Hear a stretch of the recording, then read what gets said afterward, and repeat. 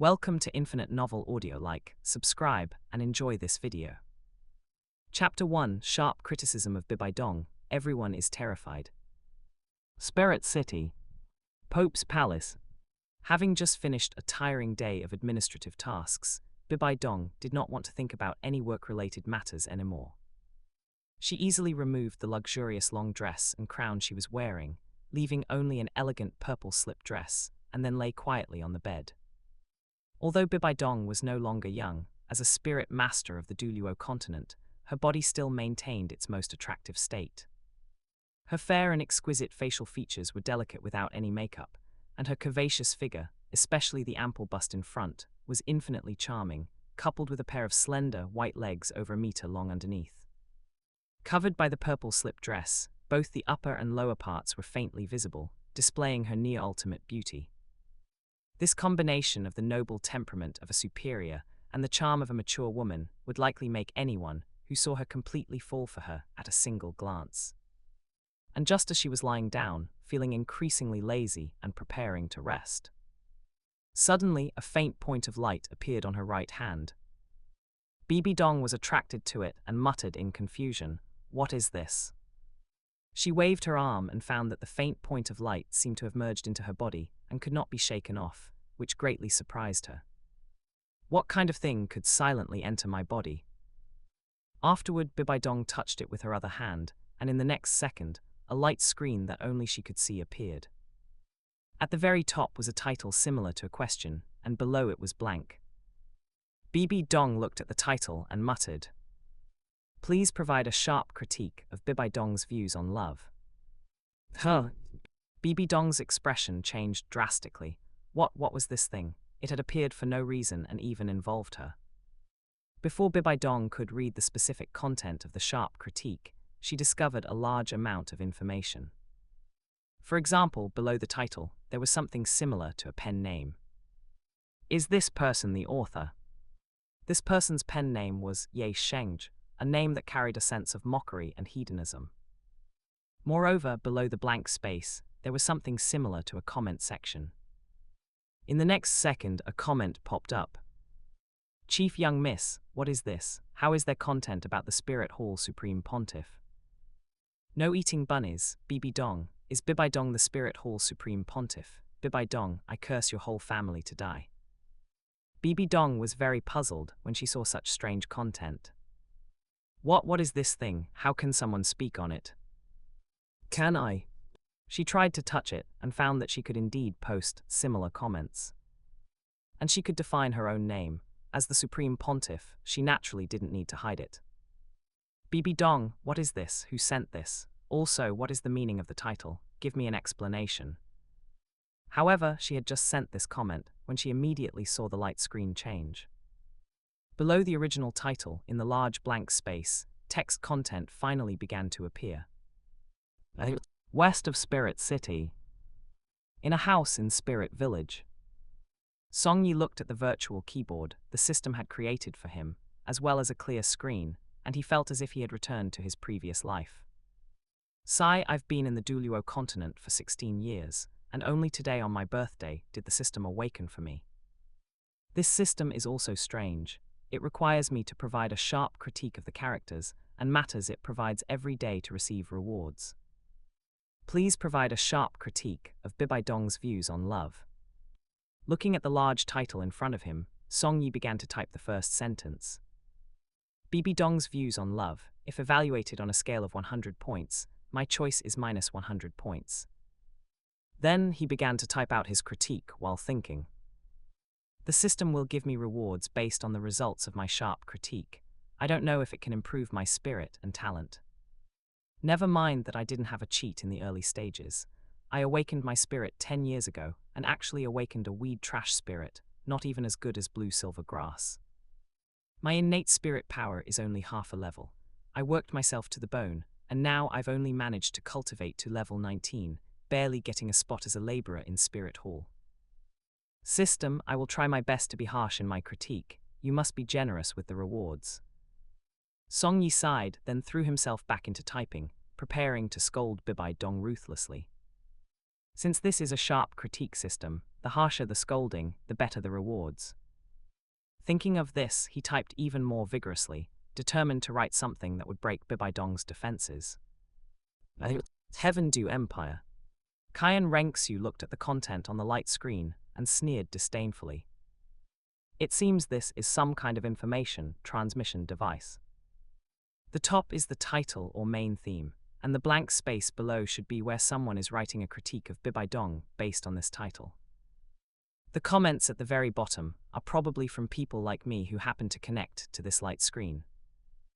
Only those who are connected can see the critique content written by the author and post similar comments. I just don't know who is writing these sharp critique texts. Qian Rengxu looked at the first sentence of the critique that had begun to appear and found it ridiculous. Bibi Dong's views on love, if evaluated on a scale of 100 points, my choice is minus 100 points. If it were anyone else, they might have some slight interest in the topic of a sharp critique of Bibi Dong's views on love. But for Qian Rengxu, Bibi Dong was her mother, yet she completely failed to fulfill her duties as a mother and was simply not fit to be a person. She was happy to see anything that had a negative effect on Bibi Dong. This first sentence directly denied Bibi Dong's views on love, and Qian Rengxu was very satisfied. She immediately set her name and posted a comment. I am an orphan, this light screen critique is quite reasonable. Bibi Dong, you idiot, what views on love do you have? Pope's Palace. Bibi Dong was furious when she saw the critique of herself on the light screen, just from reading the first sentence. Who wrote this critique? Since when did it become anyone else's turn to critique my views on love? This is simply presumptuous, and who is this I am an orphan, daring to scold me? She immediately retorted in the comments below. Bibi Dong, at I am an orphan, how bold, who are you that you can belittle me at will? However, as soon as these words were posted, others replied below. No eating bunnies, Bibi Dong, I am an accountant, what are you, so what if I scold you? I'm scolding you today, I'm just saying this light screen appeared at the right time and what it says is correct. Duguyan, well scolded. My grandfather said that the Spirit Hall Supreme Pontiff is not a good thing.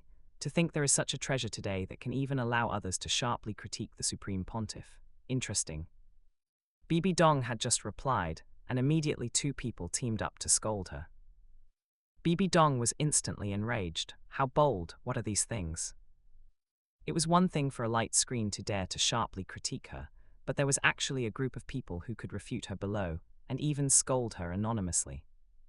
Very well, this light screen is already courting death. Chapter 2, Connecting the Women, so you have it too. Bibi Dong was immediately about to continue speaking to regain her ground. However, someone still stood by her side and proactively expressed their stance for her. Charming Fox, how dare you speak about the Supreme Pontiff like that? How has the Supreme Pontiff offended you? Is it your place to be so presumptuous here? Bing Bing is polite. I also feel there's no need for such insults. This light screen is mainly for commentary, right? The sharp critique has only just begun. Why not wait and see what actually appears? Most loyal believer of the sea god, this light screen is so mysterious that even I cannot see through it. Today's theme is a sharp critique of Bibi Dong's view on love. Perhaps there will be sharp critiques of others in the coming days. Let us watch for now, it might be useful.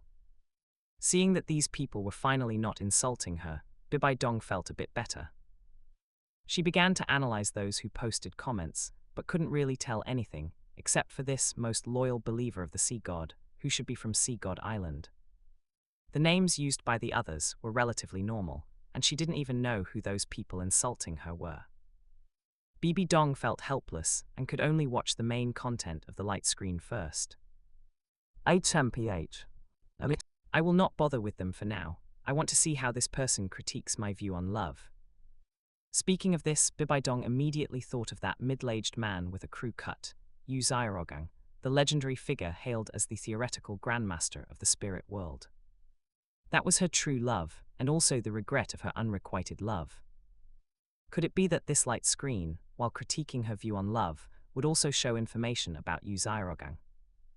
With a glimmer of expectation, Bibi Dong watched very attentively. Continuing from the previous disparaging remark, the text on the light screen updated bit by bit.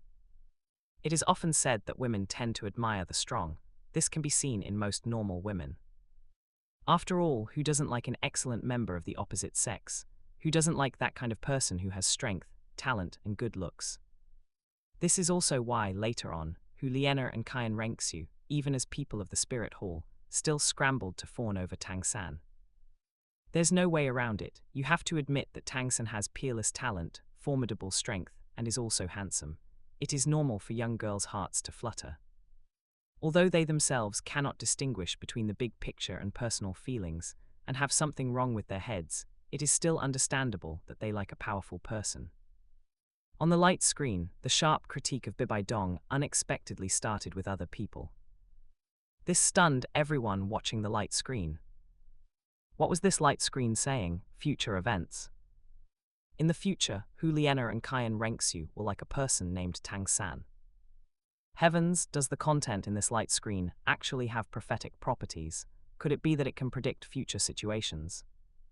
In an instant, many people immediately expressed their opinions. Du Guyan, if I understood correctly, this light screen is talking about future events, right? My God, how could it know about future things? No eating bunnies, could it be made by gods? Unless it's a god, how could it? And I completely can't understand where this light screen comes from. Calm and composed, who are Hu Liena and Qian Renxiu? Are they characters from the Spirit Hall? Why would they fawn over that Tang San, and where is Tang San from? The only princess, third brother, isn't third brother Xiao Wu's. How did it get involved with other women, who are Hu Liena and Qian Renxiu?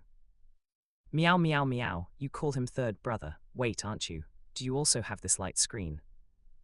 Charming fox, bullshit, what kind of rubbish is this and how can you say Hu Liena will fawn over some Tang San? At the only princess, tell me who is Tang San, how dare you slander Hu Liena? I am an orphan, what is Tang San? At the only princess, hurry up and reveal the identity of this so-called Tang San. I must execute him for Qian Renxiu. How dare you slander someone like this?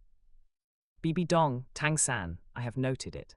HMPH, if what this light screen says is true, I must resolve the future trouble for Nana. Inside the Pope's palace. Bibi Dong's face was gloomy. She had originally thought this light screen was here to humiliate her, but she didn't expect it to expose such a secret. It seemed that what the light screen said could even involve future events. Given the mysterious origin of the light screen, Bibi Dong was inclined to believe it, as it could silently plant a light screen for a titled Douluo. Thinking about it, the person who made the light screen, as well as the person who wrote the text, must at least be above the gods, otherwise they couldn't do this. The words of a suspected god are highly likely to be true. Could it be that Nana and Xiroxu will really be bewitched by this person named Tang San in the future? Looking at the implication of this light screen, the two of them might even affect the grand plan of the Spirit Hall because of this Tang San. HMPH, tomorrow, I will have Yu Guan and Gui Mei go and investigate what kind of thing Tang San is. Bibi Dong's face was cold, and her ample chest heaved violently. However, seeing this, she continued to watch. The light screen only mentioned them, but it was mainly for the sharp critique of herself. Shrek Academy. Ning Rongrong, Xiao Wu, and Zhu Zhuqing. The three of them gathered in the dormitory late at night, with looks of horror on their faces. So you also have this light screen. Xiao Wu, you have it too, and Zhuqing, heavens, what a coincidence. This light screen has a mysterious origin and can even predict the future. It's likely some kind of treasure. The three of us must hide it. Zhu Zhuqing was the calmest and advised in advance. Rongrong, you are the only princess, right? Next time you must not call him third brother. If someone recognizes you, it might lead to a great disaster. Ning Rongrong nodded in lingering fear and quickly stated, okay, I will be careful. However, Xiao Wu, the light screen says that Hu Liena and Qian Renxiu will fawn over third brother in the future. What does that mean? It doesn't mean fawning in the literal sense, right? Isn't third brother your person? Upon hearing this, Xiao Wu's face turned red, and she immediately refused. What do you mean by my person? Little San and I are just siblings, how could I? I don't care who fawns over him, I am just his sister. Ning Rongrong chuckled. All right, Xiao Wu, why are you shy in front of us?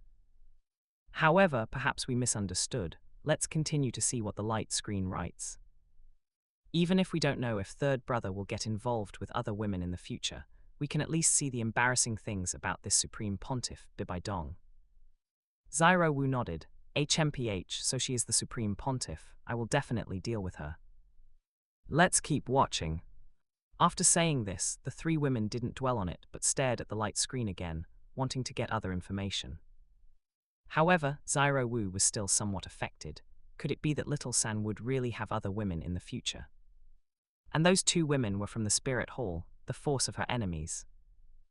Thinking of this, Xiao Wu felt a little disappointed, involuntarily. Chapter 3, Liking Yu Xiaogang, Bibi Dong's Taste. On the light screen, the sharp review was still continuing. So, even if other people suck up to their enemies, it's still understandable. But this brain-dead Bibi Dong, she actually fell for a piece of trash who can't break through level 30 his entire life. It's truly a miracle. It makes one wonder if Bibi Dong's head got squeezed by a door when she was born. Out of all the people you could like, why did you have to like that idiot Yu Xiaogang? As a spirit master in a Douluo world where strength reigns supreme, what advantages does Yu Xiaogang even have? Strength permanently stuck at level 29, talent built on plagiarism, looks exclusively for those with a deformity fetish, character absolutely zero accountability or responsibility, merits can't think of any for now. My God, it wasn't until I started writing this that I suddenly realized, how does this Yu Xiaogang not have a single redeeming quality? What kind of mental state must Bibi Dong be in to be able to stomach someone like Yu Xiaogang? My only comment on this is that Bibi Dong must have been truly starving. It is precisely because of this confusion that I actually believe what was written in San Shao's side story, that Bibi Dong liked Yu Xiaogang because she fell into an illusion cast by Qian Zunji. If it weren't for Qian Zunji wanting Bibi Dong to sever her emotions and abandon love, why would any normal person fall for Yu Xiaogang? Based on his thick skin, based on his ability to plagiarize, or because he loves abandoning his women and refuses to take responsibility. This speech practically roasted Bibi Dong and Yu Xiaogang to the absolute bottom. Only at this moment did the people connected to the light screen realize that Bibi Dong, the current supreme pontiff, actually liked the man known as the Grandmaster. For a moment, countless people felt extremely awkward, not knowing what to say. Bibi Dong, shut up, who wrote these things? Show yourself if you have the guts. Xiaogang is not that bad at all. Xiaogang has his own talent. He is a grandmaster in the field of theory. Calm and composed. Exactly, Xiaogang is a genius who, despite starting from the absolute bottom, still strove forward and broke the shackles of fate with his own abilities. He is a theoretical genius. What does a broken light screen like you know? Bibi Dong, at calm and composed, who are you? Do you also recognize Xiaogang's worth? Calm and composed. Although I detest you, Bibi Dong, I have to admit your taste isn't bad. Xiaogang is indeed outstanding. If anything, you are the one who doesn't deserve him. Bibi Dong, bullshit. How could I not deserve Xiaogang? Who on earth are you, and what is your relationship with Xiaogang? Calm and composed. What relationship Xiaogang has with me is none of your business. Bibi Dong, stop throwing a tantrum here. I just want to support Xiaogang. The two shared a common enemy. Although Bibi Dong did not know who this person was, seeing how fiercely she defended Yu Xiaogang, she decided not to pursue the matter further. Looking at the light screen, the anger on Bibi Dong's face became more and more obvious, and she directly shot a wisp of spirit power at it. Whoosh! The spirit power was absorbed by the light screen on the spot, as if it had never existed. Bibi Dong was greatly alarmed. It actually absorbed my attack perfectly. It seems it really might be a creation of the gods. But even if it is a god, they absolutely cannot slander Xiaogang. Do you have any idea how hard Xiaogang works? If not for the limitations of his spirit, he would be the most dazzling star on the continent. I like someone like him. I like his outstanding self. Is there a problem with that?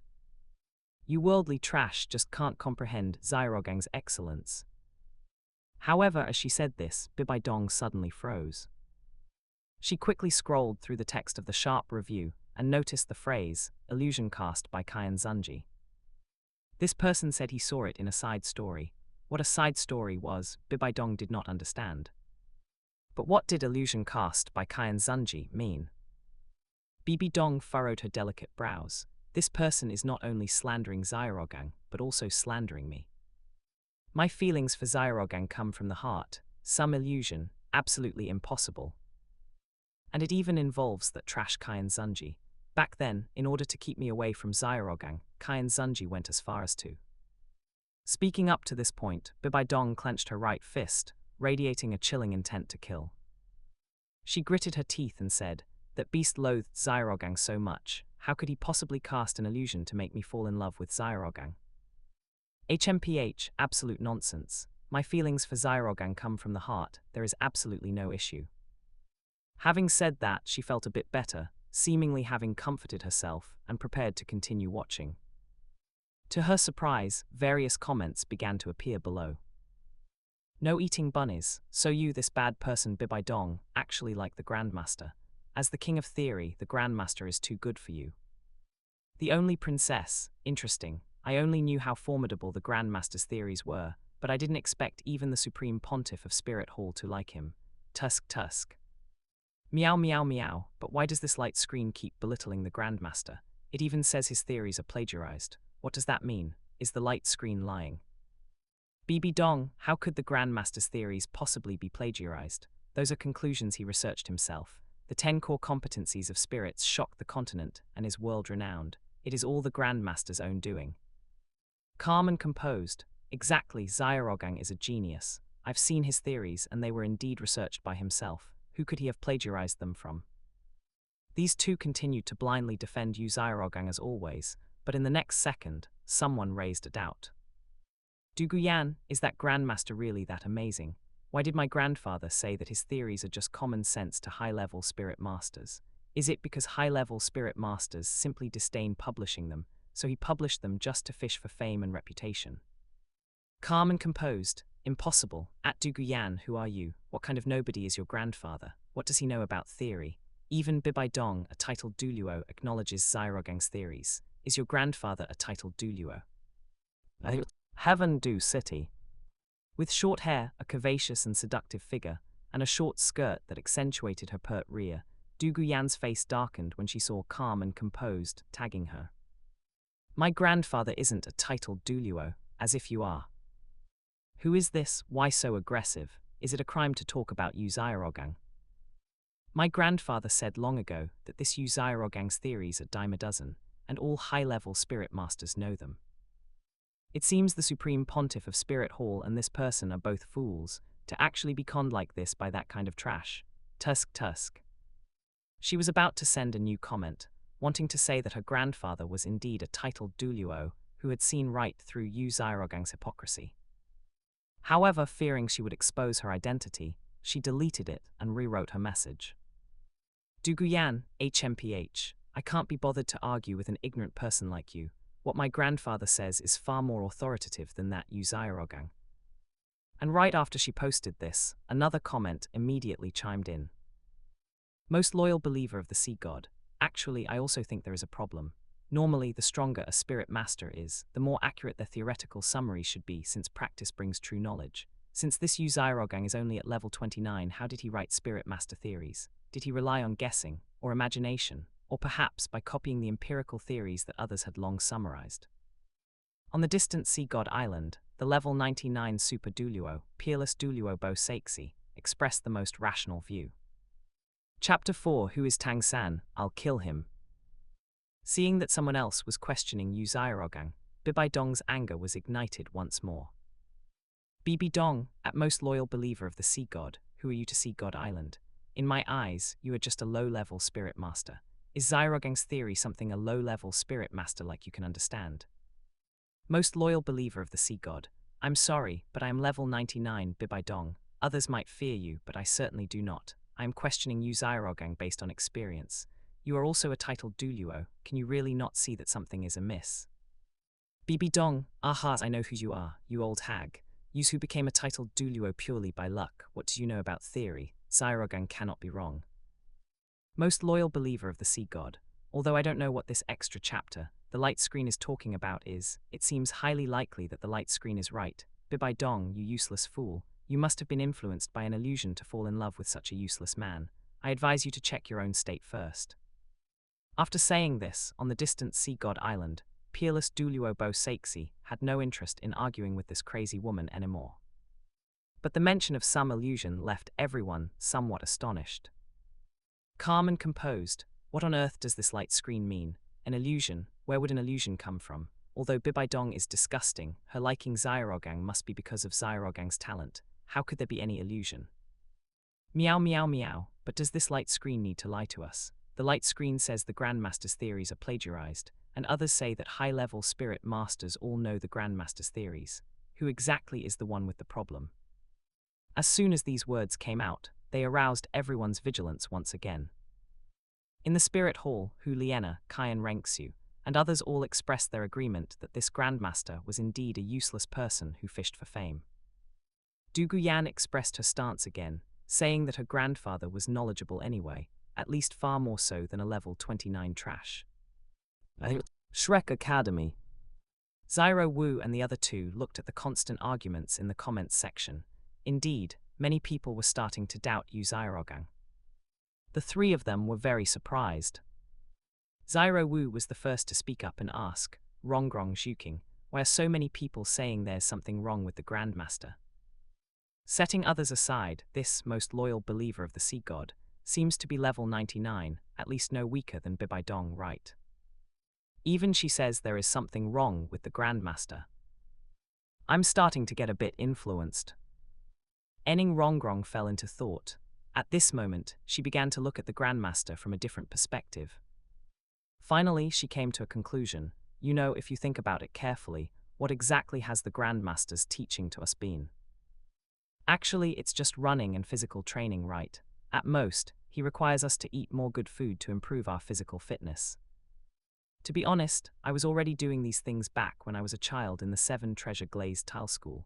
My only change here at Shrek is being supervised, so I don't dare to slack off anymore.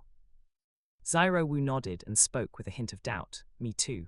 When I was a child at Notting Academy, I was playing all the time. Which is why my spirit power didn't progress that fast. Forget to like, comment, subscribers, and share to Infinite Novel Audio. Once I got here, I was just forced to be more diligent. There hasn't really been any special teaching. Zhu Zhuqing stroked her chin and also stated her view. I am from the Dalu Empire. Indeed, some of the theories the Grandmaster mentioned have long been passed down in our family. This light screen might have been created by someone of a much higher level. Could it be that the Grandmaster really is just a person who fishes for fame?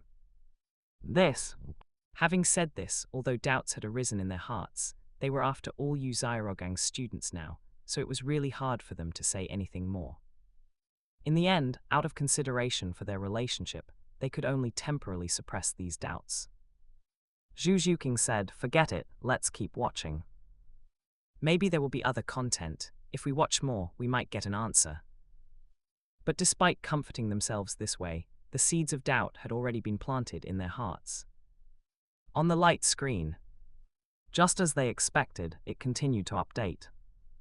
And it is precisely because of Bibi Dong's brain-dead outlook on love that she ended up raising a disciple who would suck up to Spirit Hall's enemy, namely Tang San, in the future. Even the daughter she gave birth to also fell in love with Tang San. In the future, these two spared Tang San more than once, ultimately leading to the destruction of Spirit Hall.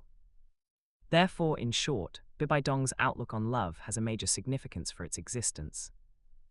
Of course, its major significance lies in the realm of negative examples. Sharp commentary complete. Written up to this point, ending with those last 4 words, everyone could finally see that this sharp commentary had finally concluded. Although the text was brief, the information it conveyed was absolutely shocking. The others were all discussing it in the comments section. Bing Bing is polite. Who is this Tang San? Why would both the Supreme Pontiff's disciple and daughter fall in love with him, even causing the destruction of Spirit Hall? Calm and composed. Who cares who he is? Tang San, I'll remember this name. If I ever meet him, I will definitely do everything I can to help him, just to have him destroy your Spirit Hall. Du Guyan, Tang San sounds like a pretty boy. Otherwise, how could he be so good at seducing women? I don't like this type. Charming Fox, don't talk nonsense. Hu Liena would never cause the destruction of Spirit Hall because of a man. I am Hu Liena's friend, and no one doubts her loyalty to Spirit Hall. At Bibi Dong, Your Holiness, please believe in Huliena. I am an orphan. If what this light screen says is true, then Tang San already has a path to his own death. Pope's Palace. Bibi Dong's face was gloomy. She had watched this light screen slander and demean her the entire time. It had even dragged her disciple and daughter into it later on. However, this also forced her to start taking it seriously. Tang San, is it? Fine, tomorrow I will definitely have Yu Guan find this person. Also, Nana will actually fall in love with Spirit Hall's enemy in the future. It seems I must educate Nana properly, otherwise she might easily go astray. I don't know who wrote the text on this light screen. Now that the content under this title is finished, will there be other content? Bibi Dong waited but found nothing new, so she could only give up. As for the light screen, she could easily put it away with a single thought, merging it into her body. It seemed that it would only glow to remind her when new content appeared. Bibi Dong marveled once again at the wondrous nature of this object. It seemed to be a way to peer into the future, something she could not afford to miss. Spirit City. Inside a house in Spirit Village. Song Yi stroked his chin, lying back in his chair as he looked at the sharp commentary on the light screen. He could not see anyone else's comments, nor did he know that the light screen was connected to other people. For Song Yi, this was just an ordinary system, where he could get rewards simply by making daily sharp commentaries. Now that the sharp commentary was complete, he wondered what kind of reward he would get. Just as he was thinking, the system's voice rang out. Detected that Master has completed the sharp commentary. The effect of the sharp commentary is perfect. As this is the first reward, you will receive an extra boost. Distributing reward, Spirit evolved into Tree of Life. Chapter 5, Reward, Divine Rank Spirit. 3 girls question Yu Zhuqing. Holy shit, Tree of Life. Hearing this reward, Song Yi simultaneously sensed some power within his body awakening. He was nearly scared to death. Tree of Life. It couldn't be the Tree of Life that is the true form of the Goddess of Life, a God King of the God Realm, could it? The Goddess of Life is a God King transformed from the Tree of Life. With this kind of spirit, won't I be immortal in the future? As he spoke, he quickly summoned his original spirit. Previously, Song Yi's spirit was just the most ordinary weed, the kind that couldn't even compare to blue-silver grass, purely green, purely sprouting, and without any branches. Now, due to the first-time reward receiving an extra boost, his weed spirit had actually evolved into the divine rank spirit, the Tree of Life. Furthermore, it was a God King-grade spirit. If he cultivated well, he would very likely inherit the God position of the Goddess of Life in the future. Even if that didn't work with such talent, inheriting some other first-class god wouldn't be bad, right? The most important thing was that this system wasn't a one-time deal. If he continued to criticize sharply in the future, he could keep receiving rewards. Even creating his own god position wasn't out of the question. Thinking of this, Song Yi couldn't help but gasp. Looking at the emerald green Tree of Life, which surged with a seemingly endless, immortal life force, his heart was filled with immense satisfaction. Good, fantastic. A God King-grade spirit. As long as I keep criticizing, reaching the peak will be a piece of cake. The system came at the perfect time. Although it's 10 years late, it's finally here. Song Yi then tested the energy of the Tree of Life, finding that although he was only level 19, he already possessed power unimaginable for a spirit master of the same level. He could restore his state at will. Even if he slashed his own thigh with a knife, it would heal instantly. This kind of vitality was countless times stronger than things like the 9-heart begonia or the emerald swan. This was the source of life, the strongest existence of vitality. The only pity was that the spirit's offensive power was limited. Although Song Yi could condense life force to blast opponents, its power couldn't compare to an attack system spirit master. To make up for this flaw, he would need to choose his spirit rings carefully in the future. Furthermore, my first spirit ring is only around 100 years. My talent was too poor. When I transmigrated, I was born as the child of ordinary people, with no money and no ability. Risking my life back then just to kill a spirit beast was already the best I could do. I wonder if future critiques can upgrade my first spirit ring. Thinking of this, Song Yi was still full of anticipation, waiting for tomorrow's critique task. Apart from him, other places had long been affected, with countless thoughts cropping up. On Sea God Island, peerless Douluo was still studying the appearance of the light screen. In the Pope's palace, Bibi Dong was considering how to teach her disciple tomorrow not to be a love brain. In the Heaven Du Empire, Du Guyan was still arguing with others, insisting that her grandfather was right and Yu Xiaorogang was just a fraud. At Lambert Academy, the owner of the name, calm and composed, who was Liu Erlong, was confronting Du Guyan, trading insults. But in reality, because of the light screen's conclusions, Liu Erlong had already begun to doubt. After all, the light screen had stated that Yu Xiaorogang plagiarized his theories and was irresponsible. How could Liu Erlong remain completely unaffected? Especially since the light screen said Bibi Dong fell in love with Yu Xiaorogang because of an illusion, which made Liu Erlong question things as well. She muttered to herself at Lambert Academy. If Bibi Dong fell in love with Xiaorogang because she was under the influence of an illusion, what about me? Was I too? After all, logically speaking, Xiaorogang indeed lacked strength, and back then he just ran away, leaving me to my fate. If my love also originated from an illusion and is fake, what should I do? Sigh. In the end, Liu Erlong could only sigh helplessly and let nature take its course. Her situation was similar to Bibi Dong's. After being influenced by the light screen, both of them began to question the very nature of this relationship. If the essence of their feelings was fake, did they still need to love Yu Xiaorogang? The only way they could comfort themselves was by telling themselves that this light screen was talking nonsense, though they couldn't be sure. In other places, such as Tianshui Academy, Shui Binja was also chatting within the screen. Her name was Bing Bing is Polite. Meanwhile, Xiao Wu and the other two girls couldn't sleep at all. As the seeds of doubt grew late into the night, they kept discussing and discovered more and more issues with the Grandmaster. It seemed that many of the flaws Yu Xiaorogang had originally hidden could now be easily noticed upon closer inspection. This greatly surprised Xiao Wu and the other two. They had never thought about it before, but looking at it now, it seemed the Grandmaster really wasn't that impressive. A sleepless night passed. Until the next morning, a new round of training began at Shrek. At this time, Yu Xiaorogang, as usual, prepared to direct everyone to exercise and run laps. However, right after everyone gathered, Ning Rongrong courageously asked, "Grandmaster, can I ask you a question?" Yu Xiaorogang was startled. They were just about to start running laps. What did she want? But he still nodded. "Go ahead and ask." Ning Rongrong pondered for a few seconds before finally asking, puzzled, "Grandmaster, did you come up with your /10 core competencies of spirits entirely on your own?" "I don't mean anything by it, I just think you're really amazing, Grandmaster." Ning Rongrong even concealed her true purpose, asking with a look of admiration.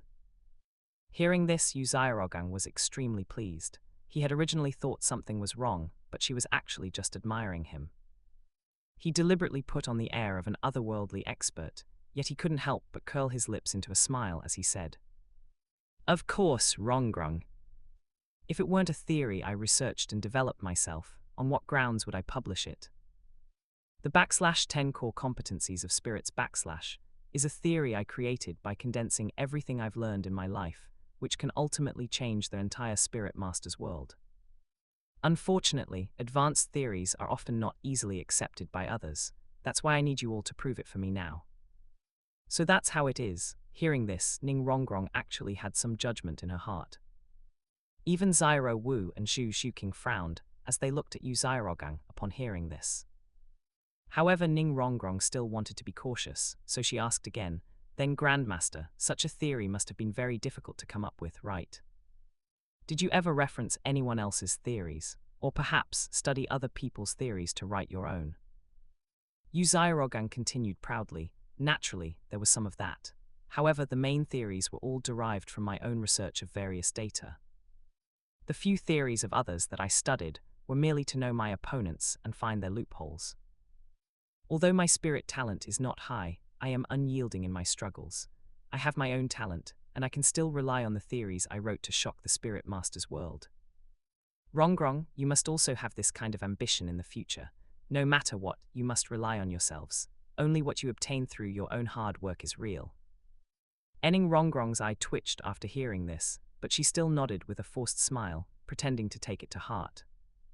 But in reality, from the moment Yu Xiaogang shamelessly uttered those words, Ning Rongrong, Xiao Wu, and Zhu Zhuqing were all certain. What was said on that light screen was probably all true.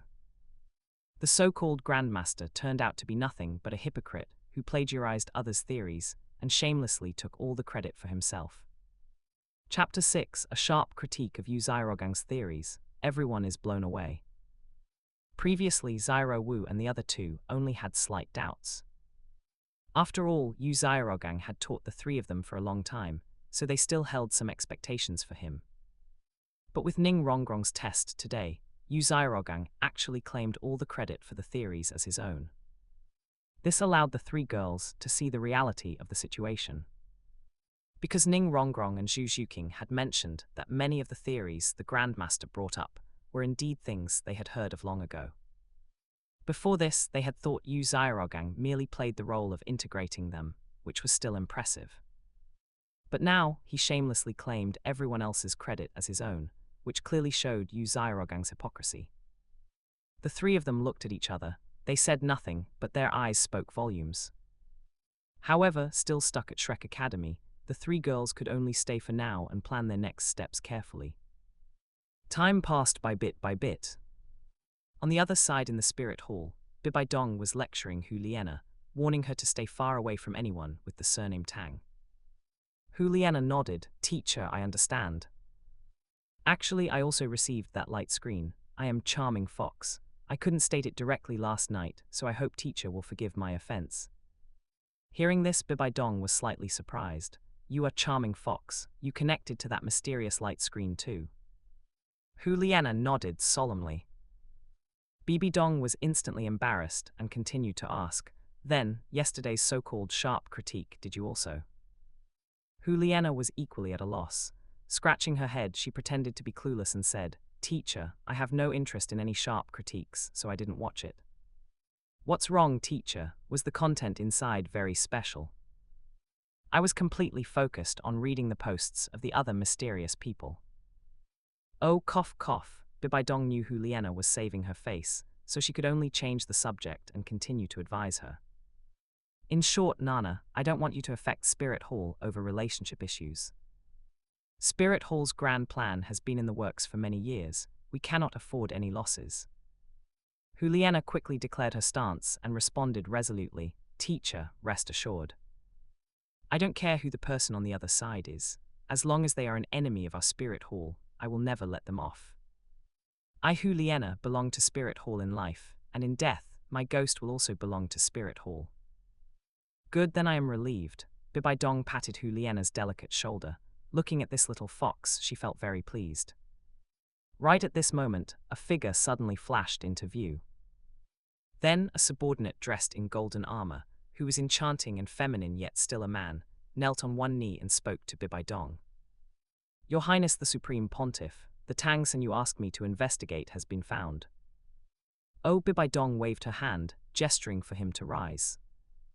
This golden-armored man was none other than Yu Guan, one of the elders of Spirit Hall, renowned as the chrysanthemum Douluo. Possessing the top-tier power of a titled Douluo, he was Bibi Dong's right-hand man. Hearing Yu Guan's response, Bibi Dong immediately asked, not caring that Hu Liena was right beside them. "Who exactly is this Tang San?" Yue Guan explained, "Your Majesty, there are quite a few people registered under the name Tang San in Spirit Hall. But based on your speculation and information, a young man with special talent, I ultimately identified a kid from Saint Spirit Village of New Uding City. This boy's spirit is the blue-silver grass. He is currently around 13 or 14 years old and possesses innate full spirit power. This Tang San is currently in a place called Soto City, studying at Shrek Academy. According to our information, the Dean of Shrek Academy is Flender, the flying corner of the legendary Golden Triangle."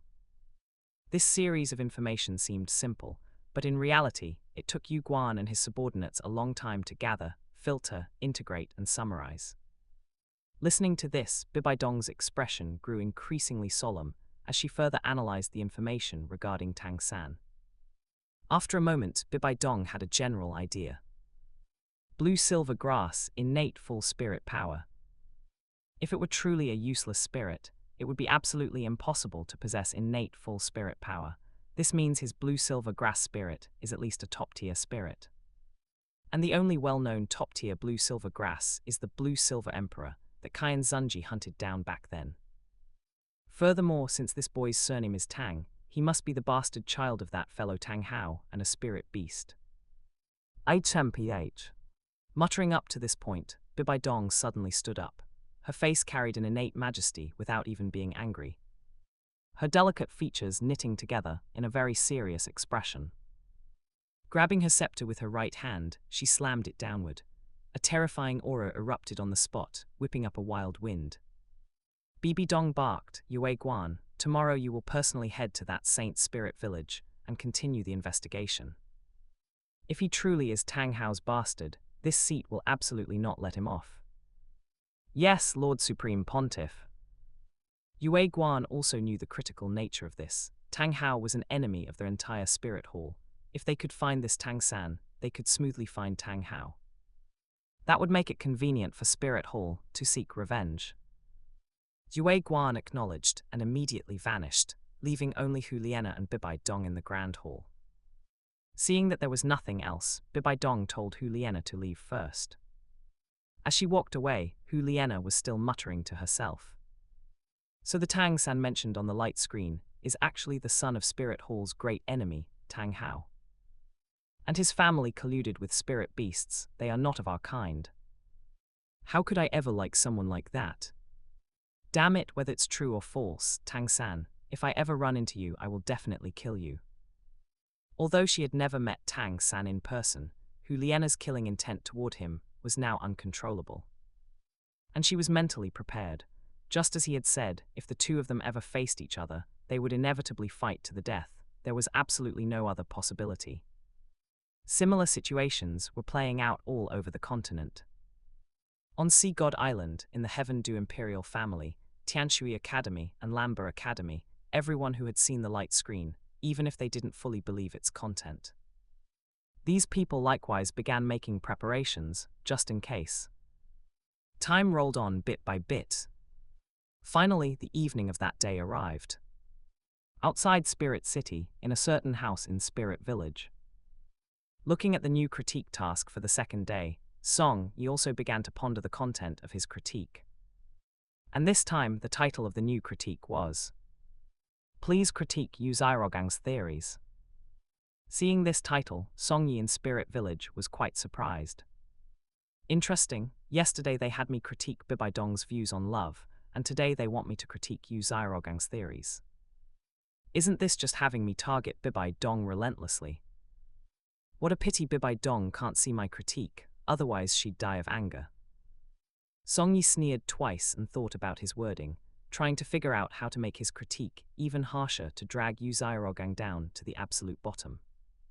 Similarly, without his knowledge, as the new critique topic appeared, the light screen once again flashed notifications in the hands of various characters.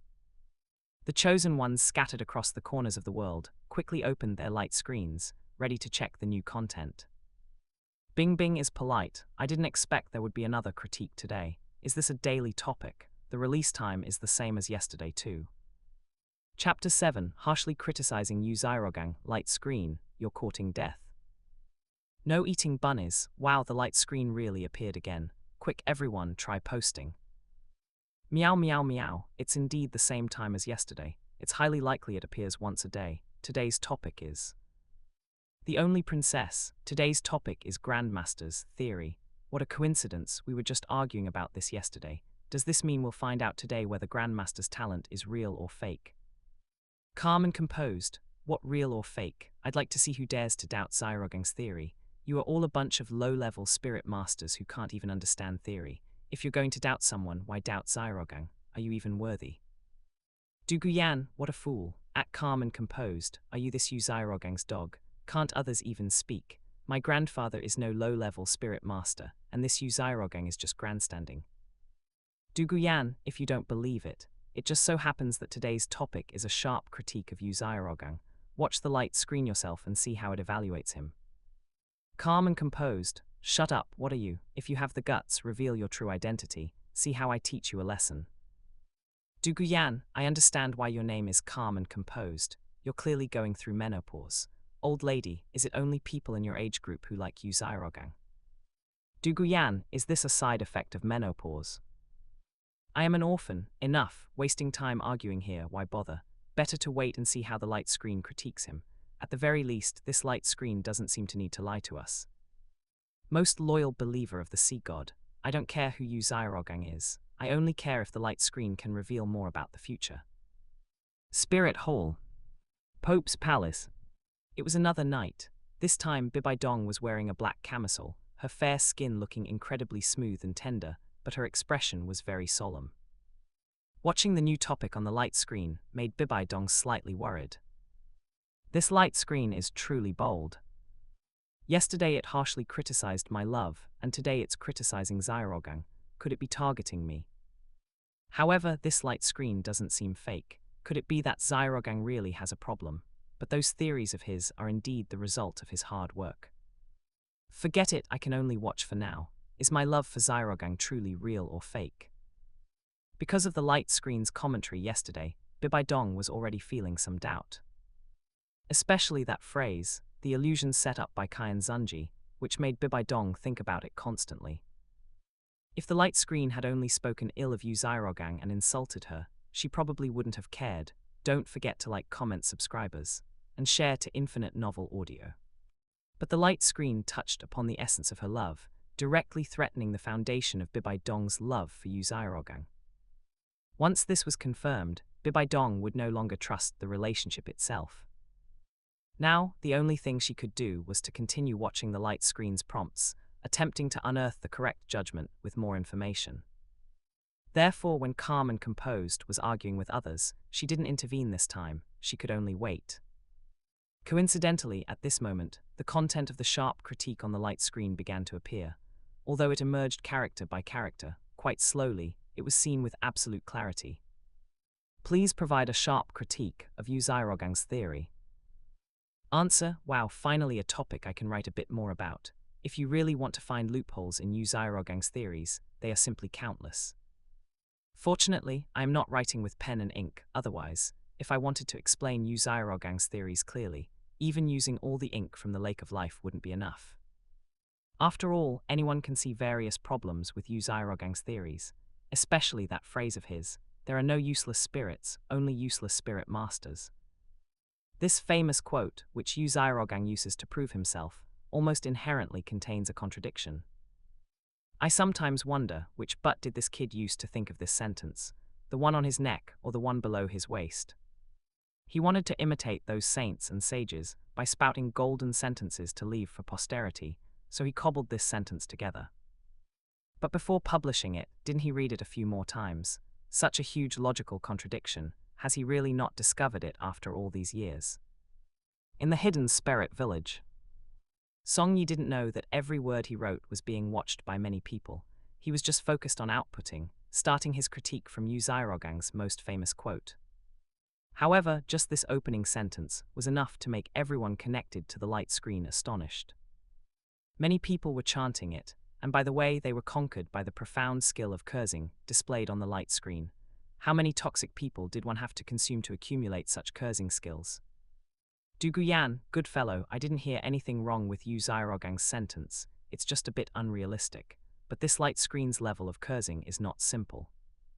Bing Bing is polite, who understands that I was watching the light screen under my quilt and almost laughed myself crazy, especially that sentence, which but did Yu Zairogang use to think of this sentence? Ha ha ha. Calm and composed, presumptuous, what is this light screen saying? Stop it at once. Is Zairogang someone you can evaluate? Calm and composed, damn it, why is the light screen's attack useless? Who on earth made this just to insult Zairogang? Most loyal believer of the sea god, that person named Calm and Composed, why are you going crazy here? Is there a problem with what the light screen said? There are no useless spirits, only useless spirit masters. This kind of talk only fools people like you. Most loyal believer of the sea god, I have lived in this world for so many years, and I have never seen anyone who could cultivate a useless spirit. If this Yu Zairogang uses this sentence as chicken soup, then his level is indeed not very good. Calm and composed. Fart, you low-level spirit master, what do you know about theory? Who said useless spirits can't be developed? It's just that you have little experience. Most loyal believer of the sea god. All right then, give me an example. Calm and composed. I can't be bothered to reason with you, you aren't worthy of listening. If you have little experience, go find it yourself. Do you need me to teach you? The only princess. Arguing about this is useless. I am curious whether Grandmaster actually has any ability. We have indeed heard this sentence of his for a long time. Meow meow meow. Right, in fact, there is an example of a useless spirit right by my side, and he is indeed educated by Grandmaster quite well, with extraordinary strength. Is it possible that the light screen is wrong? Meow meow meow. The spirit master by my side even has a blue-silver grass spirit, a standard useless spirit, and Grandmaster still educated him to his current level of over 30, and he is far superior to those of the same level. I feel that perhaps the light screen is talking nonsense. No eating bunnies, that's right. Even a useless spirit like blue-silver grass can be cultivated. This point cannot be denied. Grandmaster does indeed have ability. These three were still in the Shrek dormitory, paying attention to the critique content. If they were proven wrong about Yu Zhaorong's theory from other places, they would have believed it. However, with Tang San as an example right beside them, growing from a useless spirit blue-silver grass to the present, they had to be convinced. Tang San's spirit must be a useless spirit, right? Doesn't his growth prove that Grandmaster's statement has no flaws? Then the light screen saying this statement has an inherent contradiction. Isn't it nonsense? And is it deliberately smearing Grandmaster? Chapter 8, Yu Zhaorong confirmed as trash, a logical loop. Xiao Wu, Zhu Zhuqing, and Ning Rongrong were currently in a rather awkward situation. The three were still watching the light screen and discussing, unsure of what the light screen meant. I thought this light screen might have a point yesterday, but this sentence is definitely wrong. Xiao Wu frowned. Regardless, Little San is the best proof. There is no trash spirit, only trash spirit master. Didn't Little San prove it? The light screen says Grandmaster is making things up. Isn't that slander? Zhu Zhuqing nodded. I also think there's no problem. Even blue-silver grass can evolve to such a level. Of course, it's not simple. Only Ning Rongrong remained skeptical, guessing. However, is third brother's blue-silver grass really just ordinary blue-silver grass? I just feel the light screen wouldn't lie. We need to keep watching. If blue-silver grass isn't a trash spirit, then what is it? Xiao Wu pouted, not trusting what Ning Rongrong said, and muttered, forget it, let's keep watching. I really don't understand what logical problem there is with Grandmaster's statement. Pope's Palace. Bibi Dong, because she finally started to have some doubts about Yu Zhaorong, frowned upon seeing this sentence. There is no trash spirit, only trash spirit master. Looking at this statement from common sense, it is indeed incorrect, but this kind of aura and unwillingness to yield is not something an ordinary person can have. Back then, it was precisely listening to this statement from Zhaorong that made me admire him. This attitude of fighting against fate is what matters. And wasn't there someone who said he cultivated a blue-silver grass trash spirit too? Doesn't that mean Zhaorong really has the ability, rather than the light screen slandering him like this? Bibi Dong comforted herself, still feeling there was nothing wrong. No matter how much you insult Yu Zhaorong, the talent Zhaorong possesses cannot be erased. Being able to cultivate a blue-silver grass spirit master, if this doesn't make him a theoretical grandmaster, then what does? However, just as she had regained some confidence in Yu Zhaorong, suddenly, the sharp commentary in the light screen continued. In the light screen. Why do I say there is a logical problem with Yu Zhaorong's statement? The key lies in the person himself. There is no trash spirit, only trash spirit master. According to the logic of this statement, if a person fails to succeed, then it must be a problem with the spirit or the spirit master. And Yu Zhaorong prides himself on being a theoretical grandmaster, leading other spirit masters. Therefore, he believes he is not a trash spirit master. But the spirit he awakened, Liu Sanpao, happens to be a recognized, and even by his own admission, trash spirit. Thus, a contradiction arises. Yu Zhaorong has cultivated for so long and only has 29 levels of spirit power, unable to succeed. According to his own statement, is his spirit trash, or is he himself trash? If his spirit is trash, it means his theory is wrong, proving that Yu Zairogang is also trash and his theory is made up. If he thinks his spirit is fine, then his inability to grow means he is trash, a theoretical grandmaster who cultivated himself into this state. If that's not trash, what is?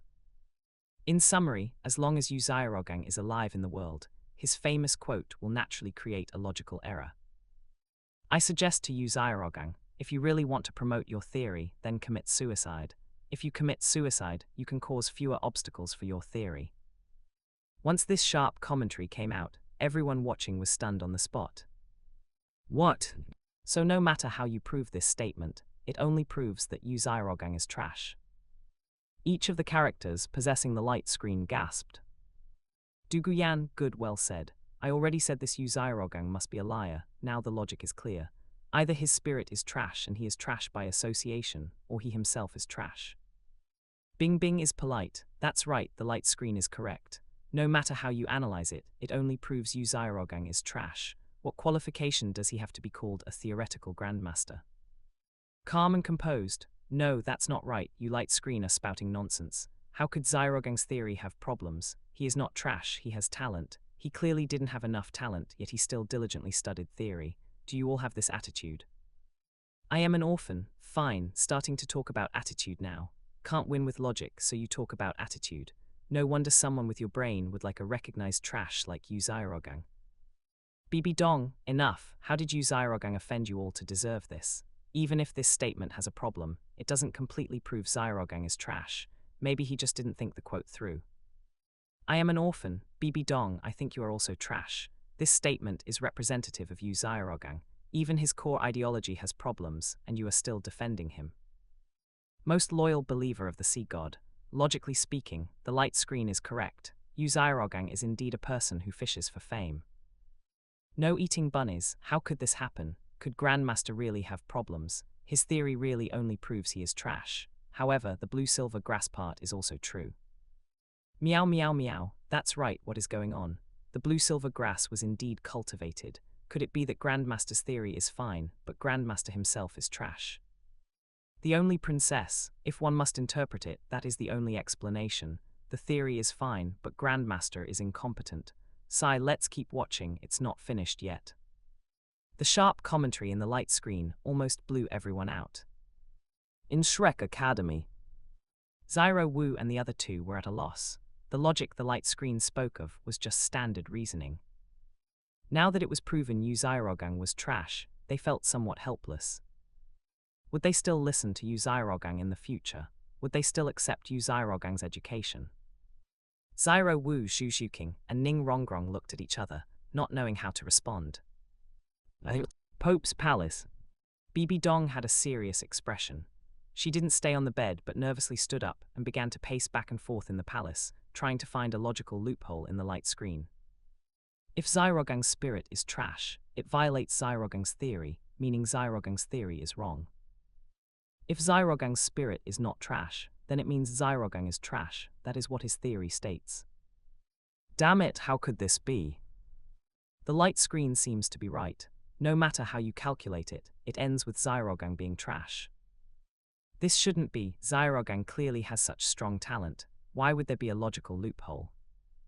This statement is his core philosophy. The more Bibi Dong thought, the more anxious she became. The more she thought, the more problems she found. She was very panicked, yet she couldn't find a point to refute. Finally, after her brain worked at high speed, there was still no problem. Bibi Dong was a little scared. She looked at the light screen in front of her in horror and muttered. Could it be that Zairogang is really a liar, and he doesn't have that talent at all? Chapter 9 Tang Sun is delayed, turn Tang Sun against him.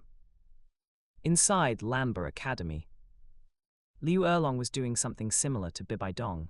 She paced back and forth, desperate to find a way to crack this. As long as she could overturn the logic of the critique on the light screen, she could prove that Yu Zairogang's theories were correct and maintain Yu Zairogang's position as Grandmaster. But unfortunately, no matter how hard Liu Erlong's pig-brained head tried, she simply couldn't think of any counter-arguments. In the end, she could only vent, smashing things one by one. Damn it. This light screen is clearly targeting Xiaogang. Xiaogang must have just misspoken. Xiaogang is still a theoretical grandmaster. He might have just designed the famous quote wrong, but that doesn't mean he has any problems. Didn't 3 people in that comment section say that Xiaogang raised a blue-silver grass spirit master? If he can even raise such a trash spirit, then Xiaogang's theory must be correct. Right, I want to see this light screen try to explain the feat of raising blue-silver grass. If it can't explain it, that proves it's slandering Xiaogang.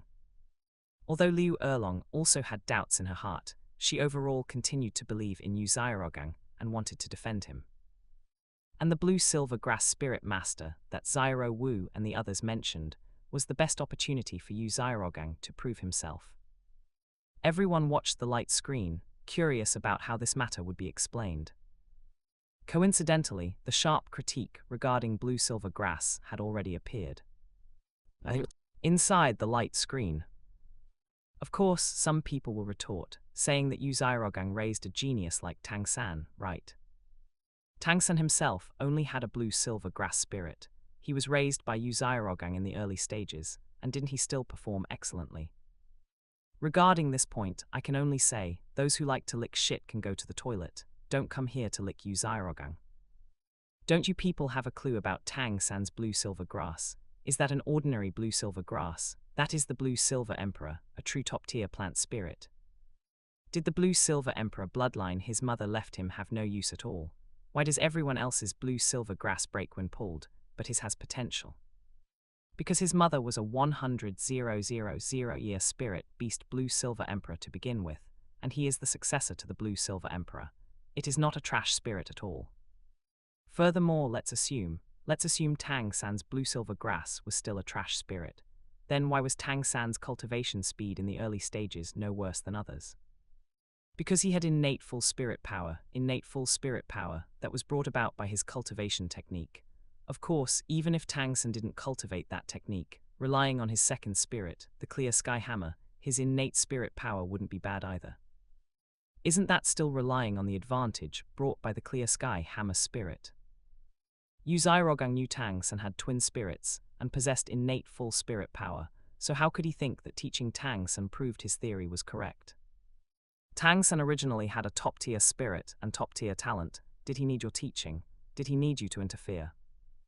Besides educating Tang San in the early stages and teaching him some knowledge about spirit beasts that could be learned anywhere, after going to Shrek, he just made those geniuses run laps.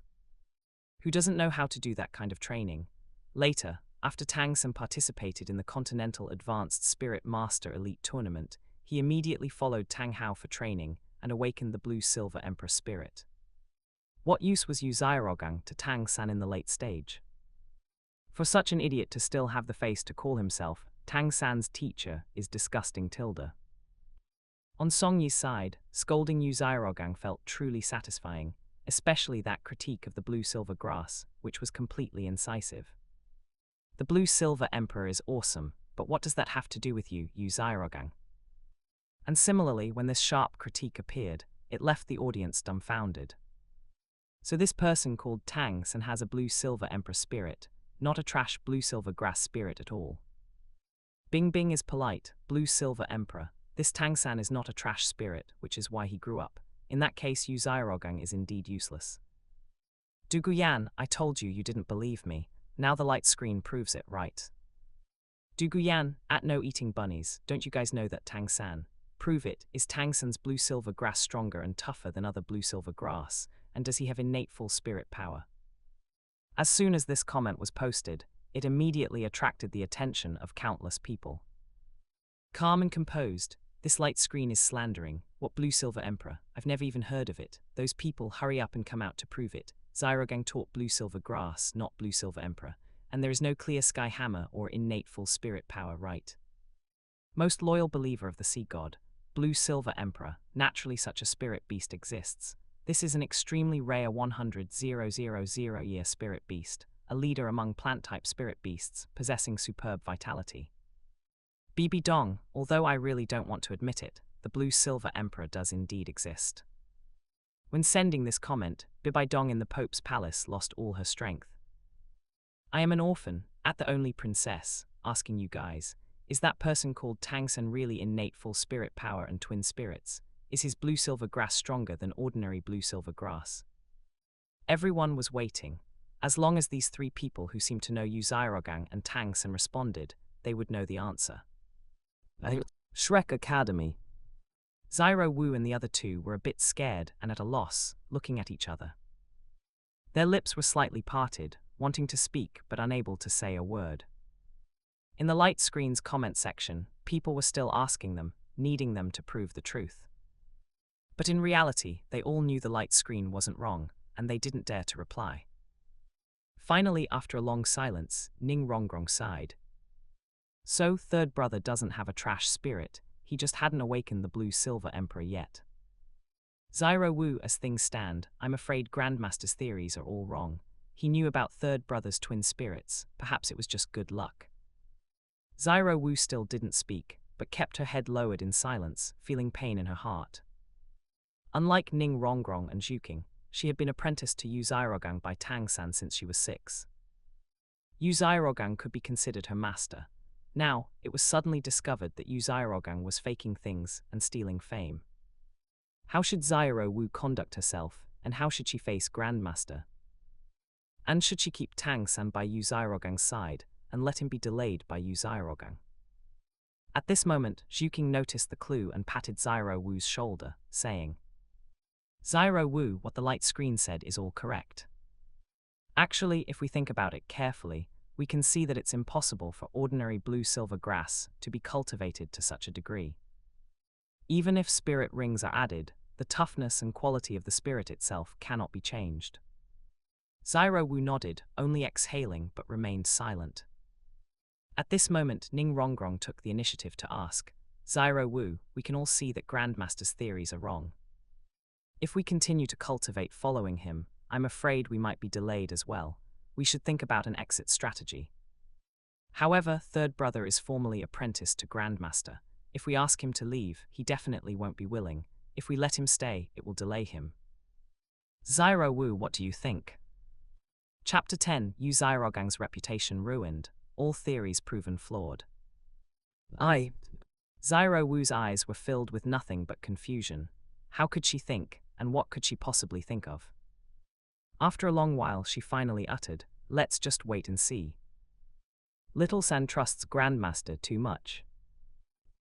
Ning Rongrong and Zhu Zhuqing continued to nod, having nothing to say. Pope's Palace. Bibi Dong lay on the bed, her straps revealing a large amount. Seeing the current scathing review, she was thoroughly dejected, her heart feeling as if it were being cut by a knife.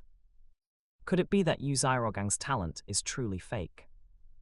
Xiaogang, why would you do this? Even to prove yourself, you had to teach a genius with twin spirits. Didn't you say there is no such thing as a useless spirit? But you chose to teach a genius instead of a truly useless spirit. Does this even count as proof? Could it be that my love for Xiaogang really stemmed from an illusion? Otherwise, how could I only know about these problems of Xiaogang now? Bibi Dong was completely suspicious, completely terrified. The light screen had reached this point, and there were no more doubts. These facts alone proved Yu Xiaogang's fraudulent nature.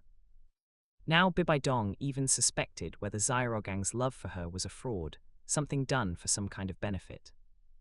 If that were really the case, did she still need to love Xiaogang? Perhaps not anymore. Lanbo Academy. Liu Erlong had already been provoked to the point of spitting out a mouthful of blood. No, how could it be like this?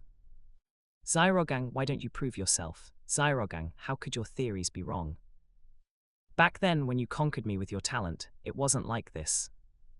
Why? Saying this, Liu Erlong spat out another mouthful of blood. She looked at the comments section. The three people who knew the so-called Tang San still hadn't come out to speak, and she had already guessed the outcome. I'm afraid what the light screen said was true, and I'm afraid those three people didn't know how to refute it either. Liu Erlong was now completely conflicted, feeling both pity and love for Xiaogang, as well as doubt and confusion. The light screen said Xiaogang's theories were wrong, that he had no talent at all, and that he was merely deceiving the world for fame. Liu Erlong wondered if Xiaogang is really a liar. Would I still like him? Is such a person still worth my affection? She clutched her chest, falling into a situation similar to Bibi Dong's. And in reality, while their hearts were affected, it could not influence the scathing content on the light screen. At this moment, the output in the light screen continued. After all, Zhuqing's theories were full of holes. In the light screen, I can only say that although Tang San has problems with his brain, he is also quite unlucky to follow this piece of trash, Zhuqing. Even his worldview was twisted in the late stage. He could actually shout the slogan, "Not daring to cause trouble is mediocrity," which is simply ridiculous. Back to the main topic, Zhuqing's theories have no manifestation in reality. His 10 core competencies of spirits is even more of a patchwork, moving other people's theories over, changing them randomly, and making them his own theories. For example, the points in his theory such as innate spirit power is directly proportional to spirit quality. The amplification effect of the spirit avatar is directly proportional to the quality of the spirit itself. Spirit ring bottleneck cannot prevent the improvement of a spirit master's spirit power. Aren't these things that every high-level spirit master knows? I ask, which titled Douluo doesn't know this? Even some spirit Douluo and spirit saint know these basics. As a result, I didn't expect them to be put into his own theory by Zhuqing, published by him, as if they were content he had researched. Furthermore, what about the spirit mimicry theory, that plant-type spirit masters can absorb beast spirit beasts? This is the focus of his teaching Tang San. But I want to ask, among all the spirit masters in the entire Douluo Continent, isn't there a single plant spirit that has absorbed a beast spirit beast? This kind of thing can be concluded without research, right? Then I might as well say that Oscar can absorb beast spirits, and my theory is food system spirit masters can absorb beast spirit beasts. Wouldn't I then become a new theory grandmaster? In addition, because plant-type spirit masters can absorb beast spirit rings, Zhuqing let Tang San absorb the Datura snake and man-faced demon spider. Heavens, since plant-type spirit masters can absorb plant spirit beasts and beast spirit beasts, why go the long way around? Why not directly absorb plant spirit beasts with higher compatibility? Wouldn't the fusion be higher and the spirit ability effect be stronger? According to his theory, cultivating blue-silver grass to obtain poison, don't plant spirit beasts have poison? Not to mention, this piece of trash Zhuqing training Tang San is completely ruining him. The characteristic of blue-silver grass, or rather the blue-silver emperor, is its formidable vitality. Like the spirit ring obtained by Tang San's awakening in the late stage, or the skills brought by the blue-silver emperor spirit bone, they are all related to vitality. Zhuqing let a blue-silver grass absorb a poisonous spirit ring, suppressing its vitality characteristics, and in the end, it turned out neither fish nor fowl. So in the late stage, when Tang San participated in the competition and fought against top-tier beast spirits like Shui Binja, his Dao heart collapsed, because poison is useless against powerful spirit masters. Zhuqing doesn't even understand how to cultivate twin spirits at all. He still has to rely on finding Bibi Dong to find a way to avoid the second spirit exploding from absorbing a spirit ring. Recalling Tang San's journey, if it weren't for the fact that Tang San's blue-silver emperor is stronger than ordinary blue-silver grass, and if it weren't for Tang San's own cultivation technique to cultivate spirit power, if it weren't for Tang San having hidden weapons to make up for the weakness of his spirit ability, and if it weren't for his good luck in obtaining the 8 spider lance's external spirit bone, if it weren't for Tang San having the clear sky hammer to make up for the disadvantage of the blue-silver grass during the competition, then how could Tang San have developed, and what talk of becoming an excellent spirit master? It all relied on external forces. Which of the spirit abilities Zhuqing gave him was actually useful? And coincidentally, these external forces have nothing to do with Zhuqing, so is Zhuqing just a mascot? Finishing the scathing review, Song Yi had output so much in one breath that he paused for a moment to catch his breath. Indeed, the word count of this wave of scathing reviews was too high, but there was no help for it. The points to mock Zhuqing were simply endless. And those who were watching, after reading this series of scathing reviews, all deeply felt that Zhuqing was a piece of trash. I am an orphan, looking at it this way, this Zhuqing is indeed trash to the extreme. I really don't know how some people took a fancy to such a man. Bibi Dong, who I take a fancy to, what does it have to do with you? Who are you to be using yin and yang sarcasm towards this supreme pontiff? I am an orphan. No, I am not using yin and yang sarcasm.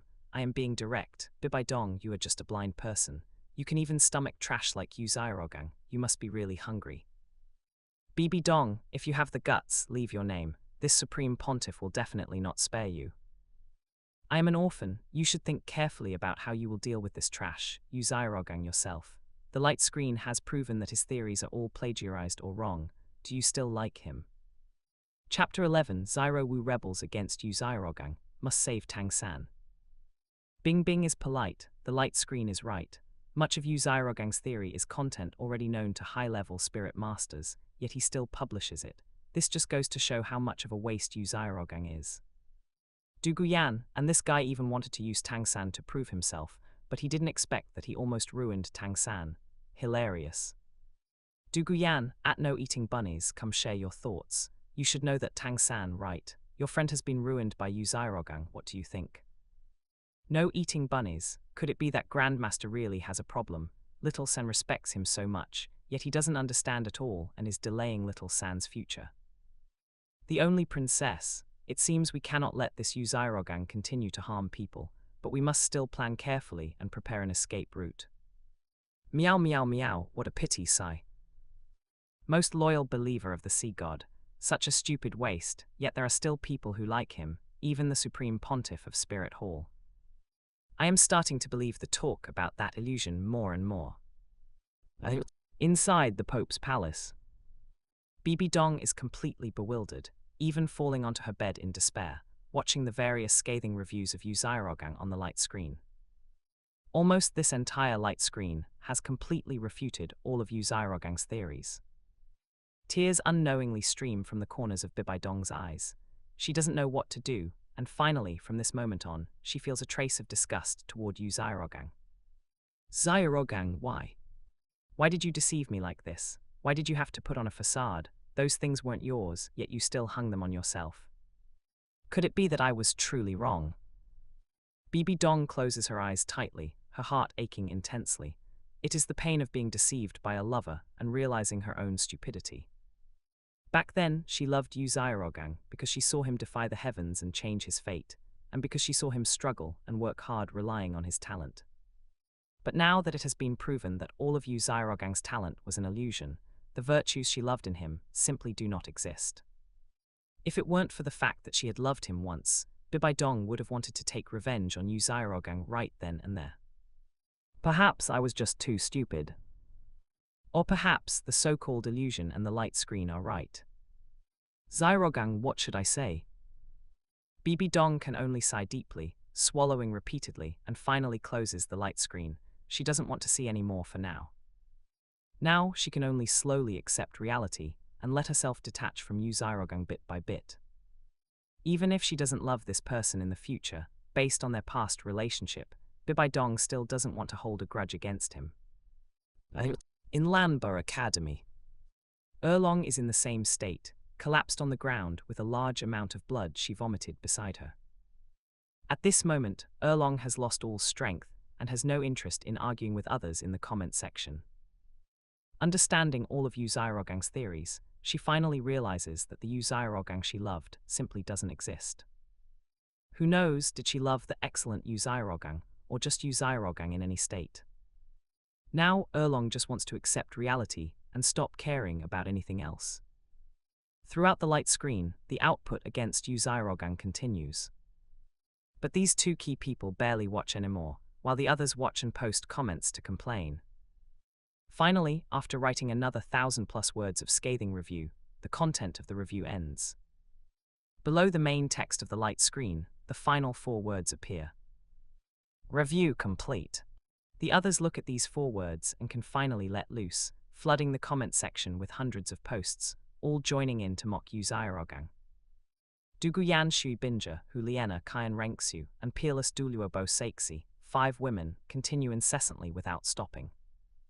Some of them even start chatting with each other while complaining about Yu Xiaogang, having a somewhat online dating vibe. No one knows that Bibi Dong and Erlong have almost had their Dao hearts shattered and have completely given up hope. I fear that as time goes by, these two women might even turn their love for Yu Zairogang into hatred. Spirit City, a house in Spirit Village. Song Yi stretches, ending this long session of complaining. Seeing the dense, thousands of words he typed on the light screen, Song Yi is very satisfied. I've reviewed so much, and it was ruthless enough, right? Both quantity and quality are not bad, so the reward shouldn't be bad either. While pondering, the light screen in front of him finishes summarizing and responds. Detected that the effect of this review is excellent. Distributing reward. First spirit ring upgraded to 1000-year level and adapted to the spirit. In the next second, a purple spirit ring condenses in the light screen, with the pattern of the tree of life carved on it. Song Yi says in surprise, "My first spirit ring upgraded to 1000-year level. I only mentioned it yesterday, and it actually appeared. This isn't even a first-time reward, yet it has such benefits. And it's adapted to my spirit, which means it can directly change the effect of my spirit ability, making it better match my spirit's characteristics and demonstrate my strength." Instantly, Song Yi hurriedly triggers the system to absorb the reward. In the blink of an eye, energy enters his body, and Song Yi's first spirit ring suddenly turns into a 1000-year one. He summons it, and sure enough, it is purple, and the spirit ability has changed. Song Yi mutters, "Now my first spirit ability has become Light of Life." The effect of the Light of Life skill is to increase my vitality, physical strength, recovery, and spirit power by 100%. Furthermore, condensing the Light of Life can be used for attacks. By suppressing others' vitality through the Light of Life, I can reduce the opponent's vitality. Although this spirit ability is mainly for my own support, and the attack power isn't too exaggerated, being able to fight and buff is already formidable. There will be opportunities in the future to continue enhancing the spirit ability through reviews. Thinking of the bright future, Song Yi cannot hide his excitement.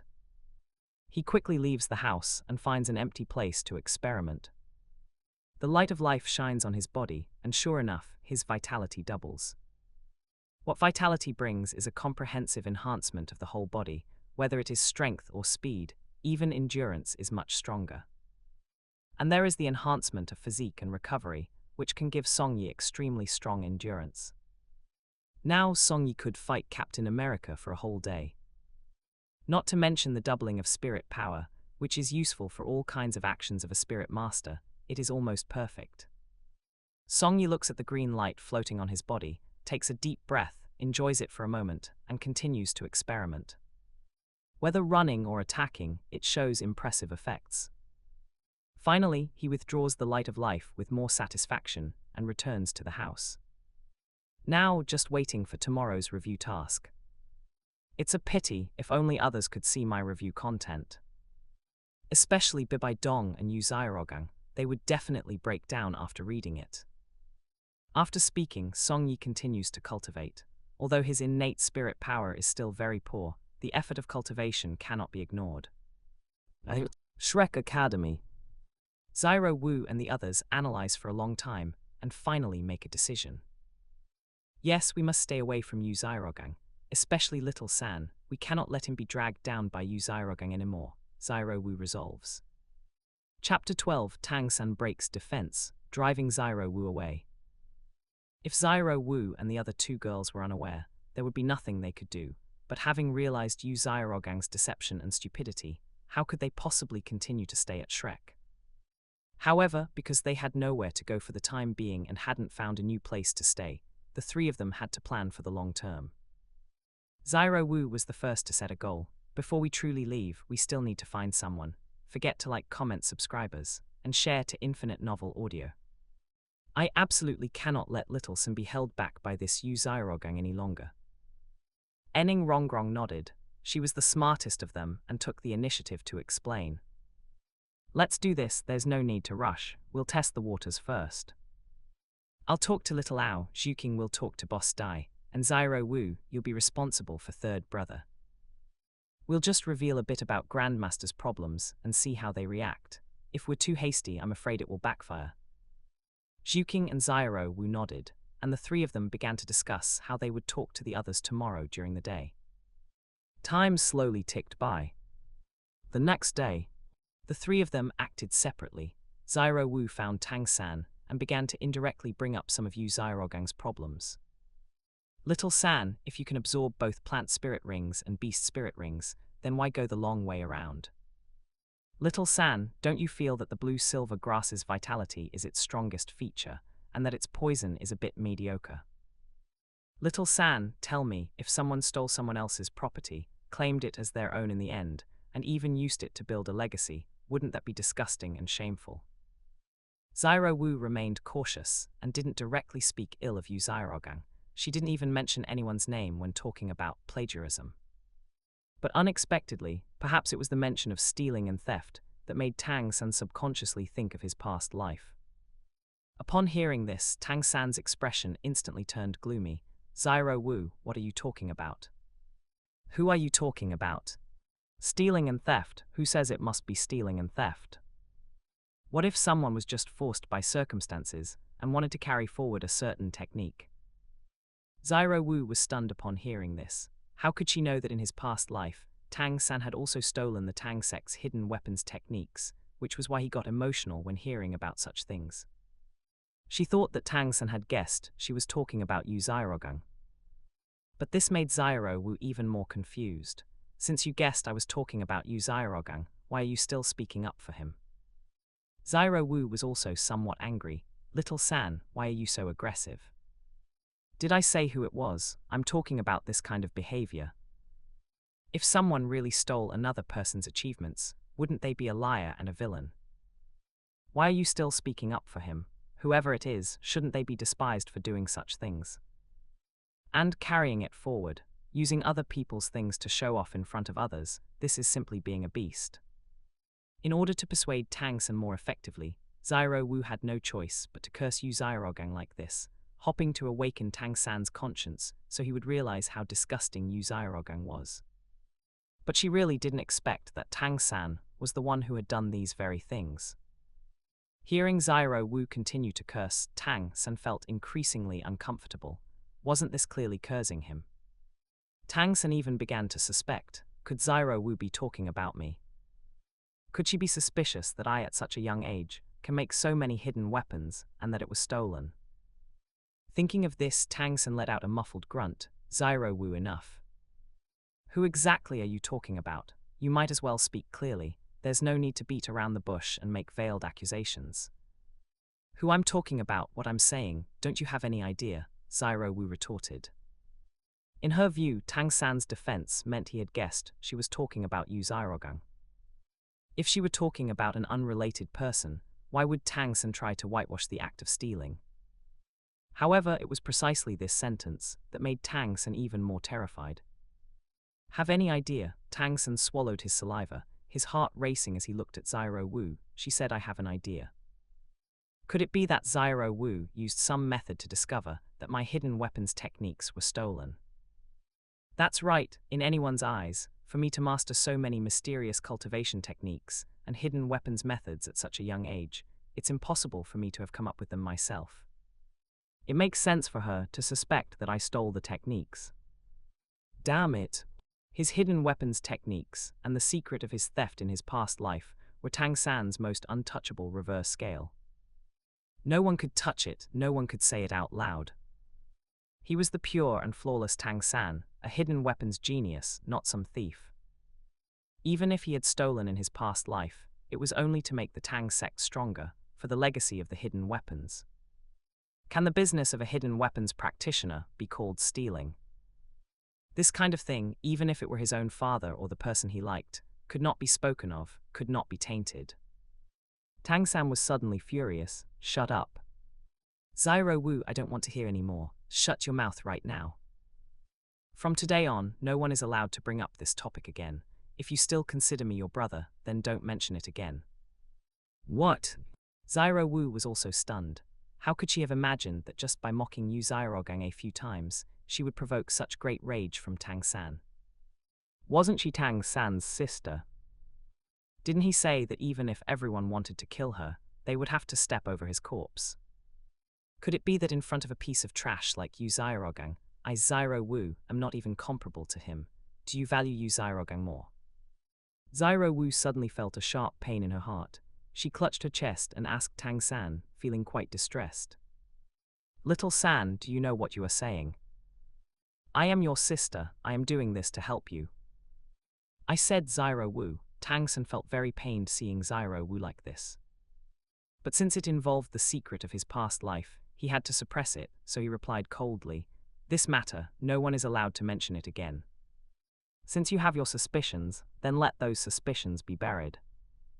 Xiao Wu, I can only tell you that my conscience is clear." "You, little San." Seeing Tang San so resolute, not even caring about their sibling relationship, Xiao Wu burst into tears. "Fine, then I won't care anymore. You are deluding yourself. Following that kind of person will sooner or later get you killed." After saying this, Xiao Wu flicked her hand and left, choking back sobs. She only wanted to help Tang San, only wanted to help her brother, but why, because of a fame-stealing and reputation-usurping Yu Xiaogang, did the two of them have to have such a rift? Could it be that Little San also approves of that kind of person like Yu Xiaogang, and the kind of things Yu Xiaogang does? Could it be that this master and disciple were originally birds of a feather, sharing the same foul stench? Xiao Wu kept clutching her chest, enduring immense pain in her heart. On the other side, Tang San was also heartbroken. His expression was incredibly painful. Why did it turn out like this? How did Xiao Wu suddenly guess the origin of my hidden weapons? Xiao Wu, I'm sorry. Brother doesn't want to make you sad, but you shouldn't have touched upon this matter. Xiao Wu, rest assured, as long as you don't talk about stealing hidden weapons in the future, you will still be my best sister. I'm sorry, Xiao Wu. Tang San had no choice. Even if he liked Xiao Wu, this matter involved his fundamental foundation. He certainly had to care about himself first, and only then about others. Chapter 13, a sharp critique of Ning Rongrong's intelligence. Spirit Hall. Bibi Dong had watched the sharp critique on the light screen for so long last night that she originally intended to send people to find that Tang San to resolve the hidden danger to Spirit Hall. However, yesterday's sharp critique of Yu Xiaogang had stimulated Bibi Dong's body and mind, causing her immense pain, and she had not yet recovered. The matter of finding Tang San could only be temporarily shelved. After thinking for a day and a night, Bibi Dong finally accepted reality. She sat in the Pope's palace, utterly dejected, looking at the scenery outside the window, her eyes filled only with confusion and determination. Perhaps Xiaogang really isn't a good fit. Everything about him is a deception, so what am I still struggling over? And even in reality, there is no hope left for him and me. Perhaps this is fate. Xiaogang, I hope that the next time we meet, you won't be standing on the opposite side of me. The few remaining ties between us are already hard to maintain. Even if she liked Yu Xiaogang all over again, even if she poured out sincere feelings again. However, having seen through Yu Xiaogang's truth and hypocrisy, and knowing that Yu Xiaogang was not the person she liked, she could no longer give herself completely. Even if she had loved him once, she might still have mercy for Yu Xiaogang, and might still think of Yu Xiaogang. But loving Yu Xiaogang as she did before was something she could no longer do. From now on, the name Yu Xiaogang would only slowly drift away, disappearing from her emotions. Bibi Dong, thinking of this, decided to embark on a new life. As for the past love, she would just consider it fed to the dogs. I hope tonight's sharp critique won't involve me again. I just hope I can take a breather. And it would be best to see information about others, to peek into a richer future. The only thing I need to do in the future is to unify the continent and inherit the god position. While speaking, Bibi Dong adjusted her emotions. Currently in a terrible state, she decided to relax during the day and stop managing affairs. Until time passed bit by bit, and it was the third night again. Bibi Dong, just like the previous 2 days, waited for the light screen to turn on and for the new sharp critique theme to appear. She only hoped that no matter who or what was being critiqued, as long as it had nothing to do with her. Shrek Academy. Zhu Zhuqing and Ning Rongrong kept comforting Xiao Wu. The two women also did not know that Tang San was actually so deeply tied to Yu Xiaogang. Ning Rongrong sighed. it seems that third brother has been completely brainwashed by Yu Xiaogang. Xiao Wu, perhaps this isn't third brother's fault, it's just that Yu Xiaogang has too much influence over him. You two have followed him since you were 6, and third brother values relationships and righteousness. It's possible he was bewitched by him. Values relationships and righteousness. Hearing this comfort, Xiao Wu only felt insulted. He values relationships and righteousness with Yu Xiaogang, but doesn't he value them with me? Once, he told me that if anyone wanted to kill me, they would first have to step over his corpse. But now, I haven't even explicitly cursed Yu Xiaogang, and he treats me like this. We have relied on each other for survival, yet I'm not as important as the Yu Xiaogang who is harming him. Zhu Zhuqing continued to sigh, adding comfort. Perhaps third brother just doesn't know that Yu Xiaogang is trying to harm him. Xiao Wu, let's stop worrying about this for now, and discuss it later. It just so happens that the time is almost up. Let's watch the sharp critique first. I wonder who today's sharp critique will be about. I hope it's related to us and can give us some guidance. Ning Rongrong nodded, also slightly hopeful. Xiao Wu continued to wipe her tears, painful and uncomfortable, unable to speak. She took a few deep breaths and could only try to calm down. It's okay, I'll just shift my attention. Let's watch the light screen.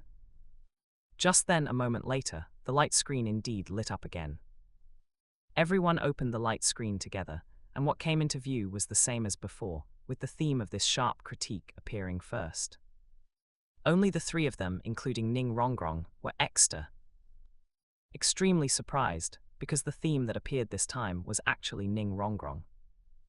Please provide a sharp critique of Ning Rongrong's brain. Seeing this title, all 3 had their attention attracted simultaneously. Zhu Zhuqing stared at Ning Rongrong, and even Xiao Wu was affected, no longer thinking about Tang San but looking at Ning Rongrong instead. Ning Rongrong's eye twitched, feeling somewhat awkward. How could it be a sharp critique of me? And what does this title mean, a sharp critique of my intelligence? Is there something wrong with my intelligence? Fine, this light screen is insulting me. Zhu Zhuqing and Xiao Wu were equally awkward, not knowing what to say. Zhu Zhuqing persuaded, Rongrong, don't be anxious, this light screen can't be broken. Let's watch it first. Perhaps being scolded a couple of times might have a gidding effect and help you avoid some dangers. HMPH, Ning Rongrong said proudly. Anyway, there is nothing wrong with my intelligence. But she still followed suit and looked at the light screen. At this moment, the content of the sharp critique on the light screen had not yet started. It was likely that the author was still thinking about the points of the critique. The comments below, however, had already started appearing one after another. Bing Bing is polite. Who is Ning Rongrong? It sounds like her status is not ordinary. Duguyan, the surname Enning does remind me of the 7 Treasure Glazed Tile School, but it might not be related. A sharp critique of intelligence, does that mean this Ning Rongrong is very stupid? Most loyal believer of the Sea God, when will it be a sharp critique of me, or something related to Sea God Island? Perhaps I can obtain some useful information. Charming Fox, great, finally no sharp critique of the Supreme Pontiff, this time I can speak. I am an orphan, is Ning Rongrong there? Are you the one connected to the light screen? If you are, you can come out. After all, because the main text hadn't started, many people didn't know Ning Rongrong, so they could only make some idle chatter. Ning Rongrong, however, looked at the comments with quite a bit of disdain. It's expected that this group of people doesn't know me. What is their status, and what is my status? They want me to reply, why should I listen to you? However, when will this main text actually start? I hope it won't be too harsh a scolding. After the previous 2 sharp critiques, everyone knew the style. It was about scolding people and digging up the dark secrets of the characters. Ning Rongrong had already started to think that she shouldn't have too many problems, and even if she was scolded, there wouldn't be many points to criticize. At most, she had been a bit unruly and spoiled before. Such things shouldn't compare to those 2 idiots, Yu Xiaogang and Bibi Dong. Thinking of this, she felt relieved and looked at the light screen seriously. It just so happened that the main text of the sharp critique began, and the first sentence was the outline. A sharp critique of Ning Rongrong's intelligence. I can only say, intelligence is something Ning Rongrong has a little of, but not much. This sentence appeared, directly leaving Ning Rongrong stunned. What does it mean, starting off by saying my intelligence isn't enough? Could it be that I did something very stupid? She watched even more intently. In the light screen, the specific evaluations also gradually emerged. In the light screen, let's start by sorting through the things Ning Rongrong has done. The first stupid thing Ning Rongrong did was to give up the superior educational conditions of the 7 treasure glazed tile school to go to a godforsaken place and enter some Shrek academy. Chapter 14 Ning Rongrong withdraws, trash Shrek. For this matter, I have truly thought about it for so many years, and I still haven't been able to figure out any reason. Ning Rongrong, as the daughter of the 7 treasure glazed tile school sect master, belongs to the true top tier of the powerful and wealthy. She has whatever she wants. As the wealthiest sect among the upper 3 sects, would the 7 treasure glazed tile school lack resources to cultivate? But Ning Rongrong, somehow unknown from where, saw Shrek's enrollment declaration, and excitedly ran all the way from Heaven Du City to Soto City to join Shrek. May I ask, where exactly is Shrek's advantage? Is it what was written in the false propaganda, that Shrek once taught the youngest elder of Spirit Hall on the continent? This is completely fabricated wording by Shrek. Apart from that trash Zhu Zhuqing, every other Spirit Hall elder is at least a titled Douluo. If Shrek could teach a titled Douluo, would it be stuck in this dump of a place, Soto City? Therefore this shows that Ning Rongrong's IQ is lacking, she is completely brain damaged. From this propaganda, one can see the contradictions in Shrek. She stayed at Shrek for so long, yet didn't notice any problems at all. The point of contradiction is, if Shrek is a hidden, low-profile academy, then how do you explain their need to deceive people to recruit students, using a titled Douluo as bait to lure them in? If Shrek is not a hidden, low-profile academy, then how do you explain why they don't go to the resource-rich Heaven Du City, but instead stay in some godforsaken corner? The only explanation is that Shrek wants fame and students, but lacks teaching resources and ability. They can only choose to leech off the traffic of Spirit Hall and titled Douluo, using deceptive means to lure people in first. For such an academy and such propaganda methods, one could figure it out by using their brain just a little bit. If you really have strength, then if you choose to be low profile, don't use false propaganda. If you choose to be high profile, don't stay in a godforsaken corner. Unfortunately, Shrek has no strength, no resources, only liars. Yet relying on such shallow scams, they actually managed to deceive students like Ning Rongrong and Dai Mubai, who are both noble and talented. Taking a closer look at Shrek's so-called geniuses, Ning Rongrong and Dai Mubai were deceived by false propaganda. Zhu Zhuqing came because of Dai Mubai, and Tang San and Xiao Wu came because of Zhu Zhuqing. Only Ma Hongjun and Oscar were actually acquired by Shrek themselves. Such an academy, if you remove the connections and false propaganda, only Ma Hongjun and Oscar are left. But Oscar and Ma Hongjun themselves have good talent. Without your teaching, could they not join other sects and receive training? For such a trash school, Ning Rongrong gave up the superior life of the 7 treasure glazed tile school and ran over there excitedly. If this isn't having a mental illness, what is it? Even if you say Shrek really has a titled Douluo, the 7 treasure glazed tile school has its own father for auxiliary spirit master training, titled Douluo Resources, and Sword and Bone Douluo. Where exactly is Shrek attractive, or were you Ning Rongrong cursed back then? I suggest Ning Rongrong go find someone to exorcise the spirits. Maybe there really is something dirty residing in her brain. Seeing this, Ning Rongrong was completely stunned. She never imagined that just choosing a school would become a sign of lacking intelligence. But when she thought about it carefully, the light screen wasn't wrong at all, it was completely correct. And the next second, the comment section started mocking. Duguyan, oh so that's the sharp critique. I have to say the light screen is right, this Ning Rongrong is indeed mentally ill. Duguyan, I seem to have heard of Shrek's propaganda, saying something like only recruit monsters as students. They really are a bunch of brain-damaged monsters, and a Spirit Hall elder, only an idiot would believe this kind of propaganda. Bibi Dong, let me clarify. Among all the elders of Spirit Hall, apart from Yu Zhuqing, no one has any connection to Shrek, and Yu Zhuqing is only an honorary elder. Charming fox, this Shrek is truly bold, daring to use our Spirit Hall as a bargaining chip for propaganda and deceiving the world. They have already invited death upon themselves. I am an orphan, Tangsan is at Shrek, Yu Zhuqing is at Shrek, and now the Ning Rongrong being critiqued is also at Shrek.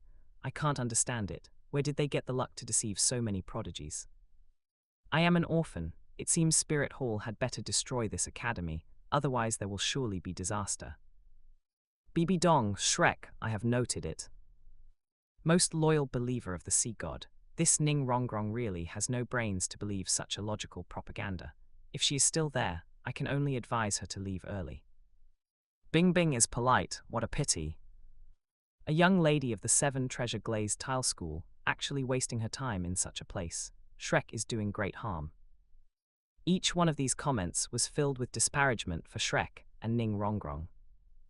The key point was that Bibi Dong, as the Supreme Pontiff of Spirit Hall, personally came out to refute the rumors, saying that Shrek was deceiving people. In the Shrek dormitory, Ning Rongrong was almost moved to tears by anger. What the heck, by what right are these people scolding me?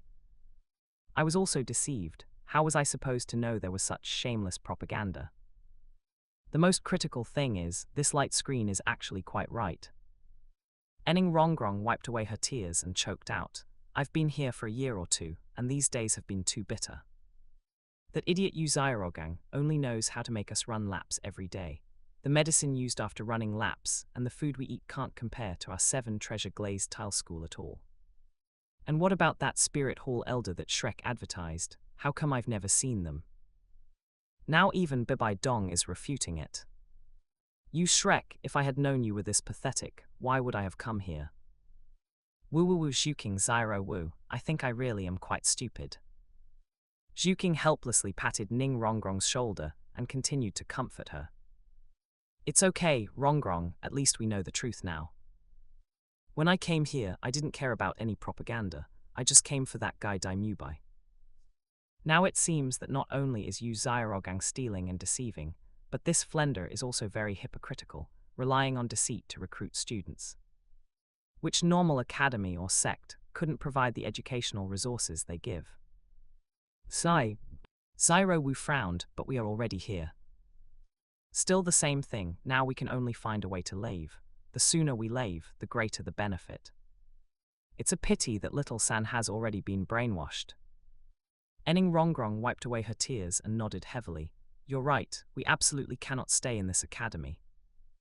I will go persuade Oscar again tomorrow. I must make him leave with me, he cannot be delayed any longer.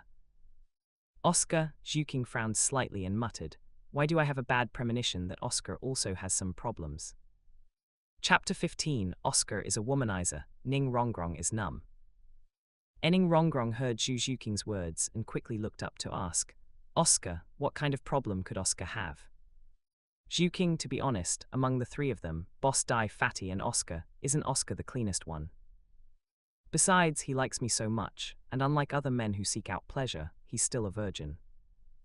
Back in the Stardew Great Forest, Oscar risked his life to protect me, that can't be fake. Zhu Zhuqing frowned, unsure if she should speak. She hesitated for a few seconds but finally sighed and explained, I just feel. How should I put it? People who sleep in the same bed are of the same kind. Before I arrived, Oscar hung around with Dai Mubai and Ma Hongjun. Was he really that clean? Do you mean? Ning Rongrong frowned. She hadn't paid attention before, but now that Zhu Zhuqing brought it up, she felt it made sense. Could it be that Oscar was just as filthy and disgusting as the other men? If that were really the case, Ning Rongrong could never possibly fancy Oscar. Just then, the sharp critique on the light screen continued, without any pause. And as it happened, it was talking exactly about Oscar. Besides coming to Shrek Academy, Ning Rongrong's lack of intelligence is also reflected in many other aspects. For instance, the fact that she could fancy Oscar is also incomprehensible. As the saying goes, one who stays near vermilion gets stained red, one who stays near ink gets stained black. People who sleep in the same bed are of the same kind. She came to Shrek. Was she so desperate for a man that she developed feelings for Oscar? Why? Because Oscar hides it well, because he likes you. In reality, Oscar has already played with countless women. In the plot, Ma Hongzhen once said that he is not like that pretty boy Little Ao, who seduces so many women casually. And in various character lines, it has been mentioned that Oscar had more than one girlfriend before. Not to mention, what was Oscar's attitude toward Ning Rongrong at the beginning? It was choosing a woman. He said to Tang San, Zhu Zhuqing is for Dai Mubai, Xiao Wu is for Tang San. He could only choose Ning Rongrong. So you had ideas about all three women from the start, and when you realized Ning Rongrong was the easiest to manipulate, you picked her right. Who do you think you are? Are you picking a concubine here? And don't talk about Oscar's devotion. Of course, the late-stage Oscar can indeed go to the far north for Ning Rongrong, but can the lecherous and wretched nature of the early-stage Oscar be hidden? In the Stardew Great Forest, when they encountered the Titan giant ape, Oscar rushed over to save Ning Rongrong. You think he was saving her? The plot itself revealed his psychological activity. At that time, Oscar was thinking that even if he died, he could take some advantage. To die under the peony flower is to be a romantic ghost even in death. And that cunning nature of Oscar, is he really worse than the others? Every time Dai Mubai and Ma Hongzhen were about to expose him, talking about Oscar's past, he would desperately stop them. By doing this, he gave Ning Rongrong a label of being pure and devoted, successfully tricking Ning Rongrong. In the end, Ning Rongrong even thought Oscar was a virgin. The only thing that can be said is that Ning Rongrong is indeed stupid enough. Coming to a broken Shrek, finding a man who has slept with who knows how many women, and still thinking she hit the jackpot. Song Yi, who was writing the critique copy in the distance, also began to hesitate. Should he really write Oscar so poorly? In reality, Oscar's performance in the late stage was okay. Regardless of the past, he only had Ning Rongrong as a woman later on. But after thinking about it, Song Yi felt there was nothing wrong with it. He wasn't making things up. Everything he said was content from the original work. Oscar was indeed not clean. This was a sharp critique, not a eulogy, so of course it had to be harsh. It was already good that he didn't embellish it. However, he actually mentioned that Oscar went to the far north for Ning Rongrong in the late stage, so it wasn't a total smear. The only thing Song Yi didn't know was that after writing this paragraph, Ning Rongrong, staying in the Shrek dormitory, was almost on the verge of a breakdown. Shrek Academy. Ning Rongrong was practically weeping, her hands covering her face, unable to believe it. Why did even Oscar lie to me? I originally thought he was sincere to me. Now that the light screen mentioned it, I realize he has played with I don't know how many women. To think he is just like Fatty and the others. But he acted so pure in front of me, woo. Zhu Zhuqing and Xiao Wu looked at each other, completely at a loss. Zhu Zhuqing kept stroking Ning Rongrong's back. She was the one who understood this situation best. Her fiancé Dai Mubai, wasn't he dissolute and obscene, disgusting to the extreme? If not for the so-called engagement, how could she have taken a fancy to Dai Mubai? Ma Hongzhen didn't matter much. After all, he was just a teammate. As long as he didn't affect them, they couldn't say much. But now, Ning Rongrong had just developed some feelings for Oscar, only to encounter such a shock. The only one she thought was clean among the three, Oscar, was actually a womanizer. Zhu Zhuqing could only sigh, lamenting, Rongrong, I can understand your feelings. Those men don't know, they think the past doesn't matter. But what happened in the past determines who they are. However, this light screen didn't deny everything.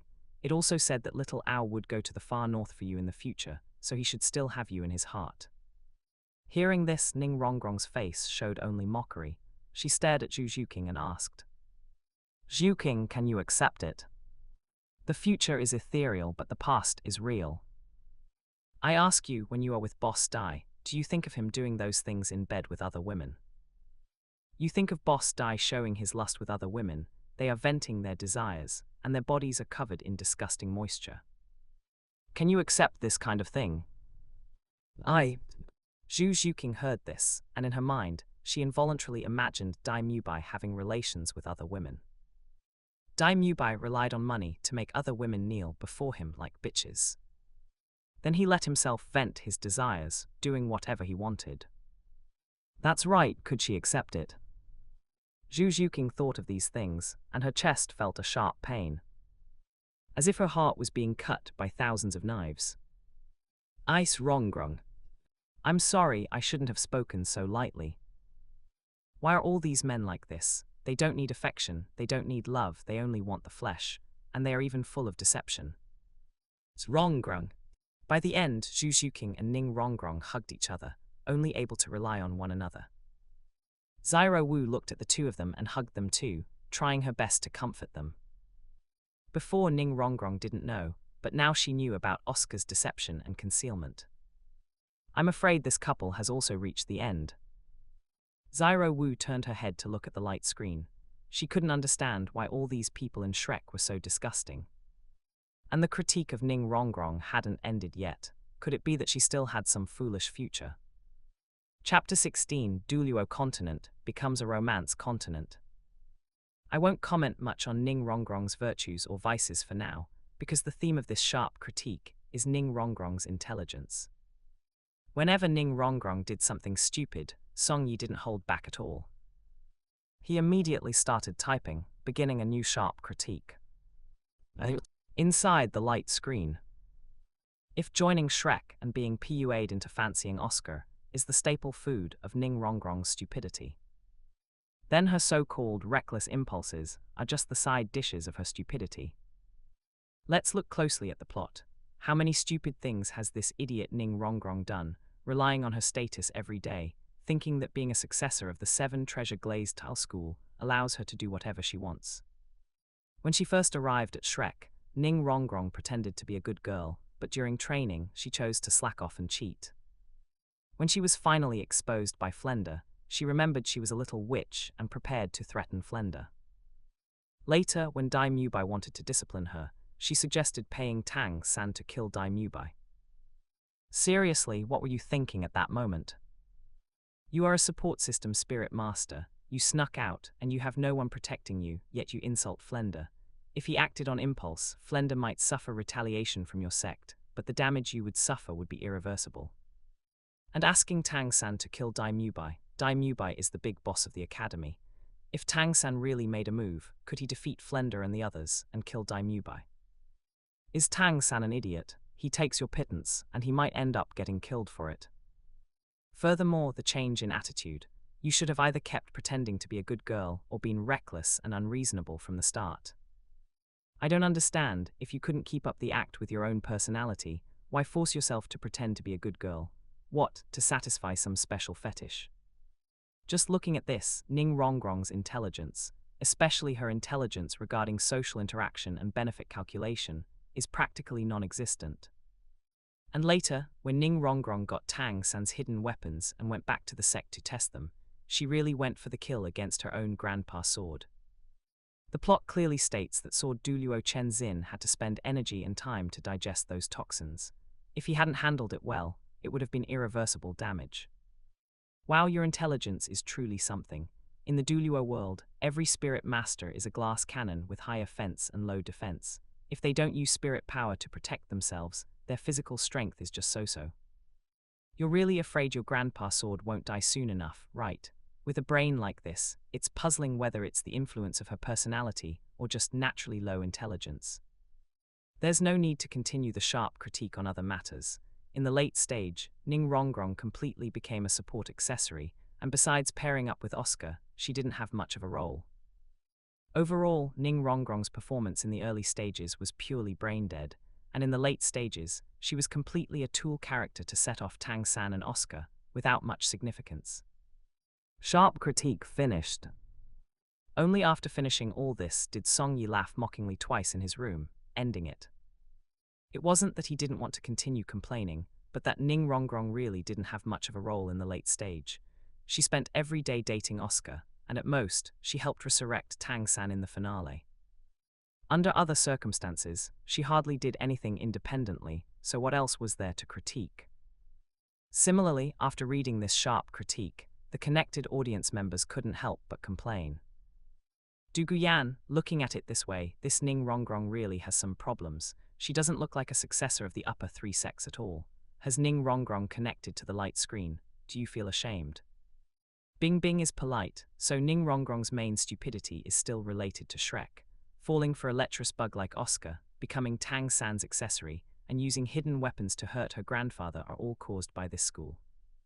Bing Bing is polite. Is it possible that this Shrek is just incompetent, which is why they teach people to become more and more problematic? Most loyal believer of the sea god, such an academy with collapsed morality, walking on a twisted path, if it had appeared within our sea spirit master scope, it would have been smashed and shut down by the public long ago. Although this Ning Rongrong is stupid, she is also somewhat pitiful. I am an orphan. It seems that whether they have a grudge against the spirit hall or it's their own problem, this Shrek has no need to exist. Bibi Dong, men again. Could it be that we women are all damaged by those useless men? Why does this supreme pontiff always feel that the Douluo Continent has a problem? Why does everything end in failure due to emotions?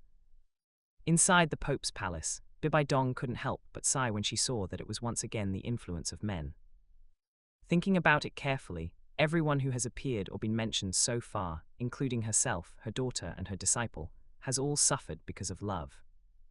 Bibi Dong couldn't help but ponder, the Douluo Continent will sooner or later turn into a romance continent. Now that I know the true face of Zhu Zhuqing, I must not continue like this. The grand plan of the Spirit Hall is what matters. She comforted herself with a few more words and continued watching the comment section. Shrek. Ning Rongrong felt dead inside. Looking at the finished sharp critique, she could only bitterly smile and feel despair. That Bing Bing is polite is right, everything is Shrek's fault. Perhaps I really must leave. Rongrong, Xiao Wu and Zhu Zhuqing looked at her. Ning Rongrong forced herself to swallow her tears and looked at her two sisters, initiating the inquiry. Zhuqing, Xiao Wu. Shrek is not a place worth staying, you should come with me. Are you going to stay in this kind of place forever, becoming appendages to those lecherous bugs, and completely losing yourselves? Upon hearing this, Zhu Zhuqing couldn't help but think of the image of Dai Mubai sleeping with other women, and she felt only heartache. She clenched her right fist, seemingly hesitating. Should I really just leave like this? But where else can I go? Come with me back to the 7 treasure glazed tile school. Ning Rongrong had almost made up her mind. She had to leave this Shrek, so she persuaded. Our 7 treasure glazed tile school is not short of resources at all. Let's go, the 3 of us sisters will leave together. But Dai Mubai although Zhu Zhuqing was disgusted, she still had a tiny bit of lingering attachment. After all, she was nominally Dai Mubai's woman. She was still missing a little, just a sliver of persuasion to finally break through the window. Don't forget to like, comment, subscribers, and share to Infinite Novel Audio. It was a pity that Ning Rongrong wasn't qualified enough and couldn't truly influence her. Meanwhile, Xiao Wu thought of Tang San. Rongrong, I also want to leave, but I cannot give up on Little San. Little San has been bewitched by Zhu Zhuqing, I must save him first. But did you say Tang San got angry at you? Ning Rongrong frowned. Xiao Wu, men from Shrek cannot be relied upon. After being educated by Zhu Zhuqing for so many years, do you really think Tang San is still the 3rd brother in your heart? Xiao Wu lowered her head, feeling very painful. She wanted to refute and speak up for Tang San, but what came to mind was the daytime, when Tang San got angry at her. This was the first time Xiao Wu had seen Tang San lose his temper. It seemed he had really touched his reverse scale. Chapter 17, 3 girls quit, completely sever ties with Shrek. I don't know. Xiao Wu smiled bitterly. Is it really me who is more important, or is it the so-called Grandmaster? I still want to see. I believe in Little San's feelings for me. Feelings? Ning Rongrong wiped the tears from her face and sneered. I said it before, what kind of man who has been indoctrinated by Shrek can be relied upon? You still have expectations for him. Don't let the light screen critique you later, saying how you were tricked by Tang San and became his vassal. Critique me? Xiao Wu looked at the light screen on the side, finally panicked, and realized that this was something that exposed her secrets. She thought in horror, that's right, what if the light screen critiques me, and everyone knows I am a spirit beast? What if Little San knows I am a spirit beast? And people like Flender and Rongrong and Zhuqing, when the time comes, can they really accept me, instead of keeping me as a spirit ring? Suddenly thinking of this, Xiao Wu realized how much the existence of this light screen affected her. No, I cannot stay at Shrek anymore, I want to go back. Xiao Wu. Hearing this, Ning Rongrong and the others thought Xiao Wu had figured it out and hurriedly persuaded her. Xiao Wu, you are right, this Shrek is absolutely not a place to stay. You guys come with me to the 7 Treasure Glazed Tile School. With me there, no one can bully you. Zhu Zhuqing was still hesitant, while Xiao Wu was contemplating. Rongrong is good to me, but she doesn't know yet that I am a spirit beast. But if I am critiqued by the light screen, causing information to leak, and then I go to the 7 Treasure Glazed Tile School, the 2 titled Douluo there won't let me off. Even if it isn't exposed, they can see my true form. Could it be that I can really only return to the Stardew Great Forest? Thinking of this, Xiao Wu only felt a sharp pain in her chest. Having come to the human world for so long, in the end, she still had to slink back. She had finally managed to acknowledge a brother, but because of a mediocre teacher, it caused a rift between him and her. Perhaps she really shouldn't have appeared in the human world. Xiao Wu despairingly, self-deprecatingly smiled, and finally shook her head to refuse. Rongrong, can you accompany me to the Stardew Great Forest tomorrow? I still have one thing to handle. Only after I handle it can I have peace of mind. Go to the Stardew Great Forest. Xiao Wu, do you want to obtain a spirit ring? But you are still. Zhu Zhuqing was intrigued and asked. Xiao Wu shook her head, just carrying some depression and sadness, explaining, no, it is a private matter of mine. Rongrong, is that okay? Go with me to the Stardew Great Forest tomorrow, and then we will talk about going to the 7 Treasure Glazed Tile School. This, all right. Ning Rongrong was already determined to leave Shrek, so going to the forest was just wasting a day, it didn't matter.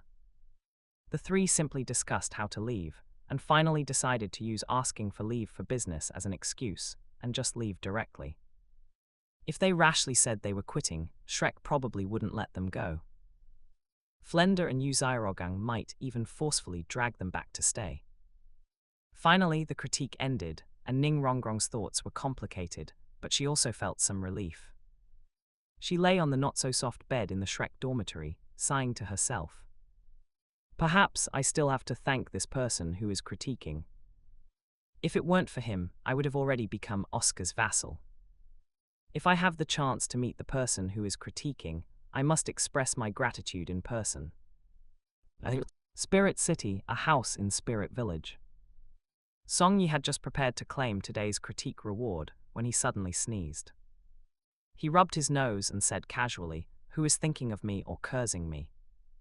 It couldn't be Erguzi next door, right? He is also a spirit master. Last time he fought with me over Spirit Hall mission, we almost fought. That mission was worth a full 2 gold coins, damn it. However, putting other things aside, he would claim the reward first. Because this time the critique's quality and word count were not as good or as much as the reward for critiquing Yu Xiaogang, and it wasn't the first time reward. So the critique reward was not too good, but it was still usable. Congratulations to the master for completing the task. Obtained reward, storage gift pack, a storage ring that can store living things, containing 100,000 gold coins. Actually, money as a reward was far inferior to rewards of special abilities.